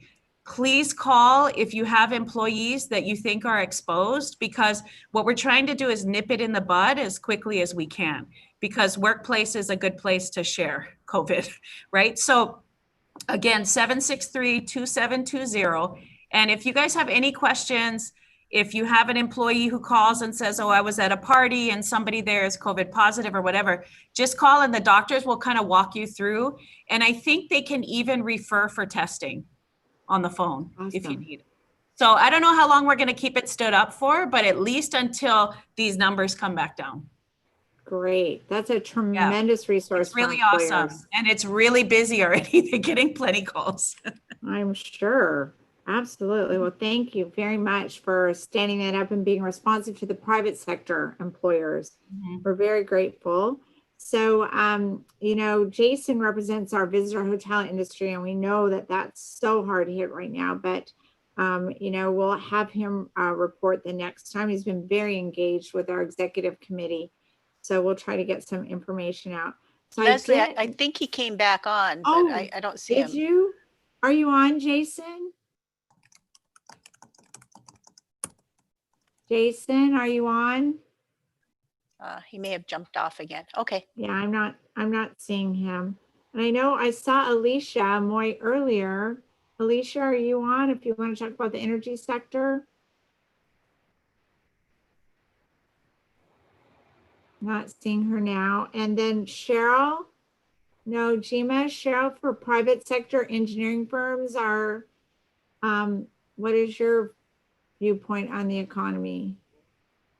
I think Cheryl might have left too. Okay, that takes us, are there any other announcements? Anyone else want to comment about their sector, their businesses in COVID, any resources you found valuable? Okay, I'm seeing none. There are two follow-on announcements. Our next full board meeting is scheduled for Thursday, November 12th, 9:30 to 12:30. We will most likely use the Zoom platform again. That seems to be the safest. And by the way, this is one of the best attended meetings we've had in a long time. And I can tell you our Maui County Workforce Board had a Zoom, or we use Blue Jeans because that's what the county has, a month ago, and it was by far the best attended meeting we've ever had. So everyone's getting very facile with virtual platforms. So thank you everyone for getting through today. I know it's a little more tedious with the roll calls and things, so thank you for being engaged. Any further announcements before I adjourn?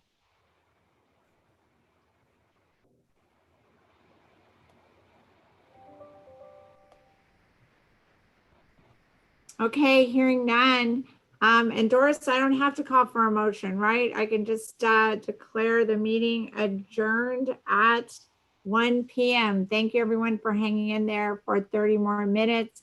Great meeting. Thanks for all the work you're doing. Thank you for your dedication. Please stay safe and be well. Take care. Thank you. Stay safe. Too.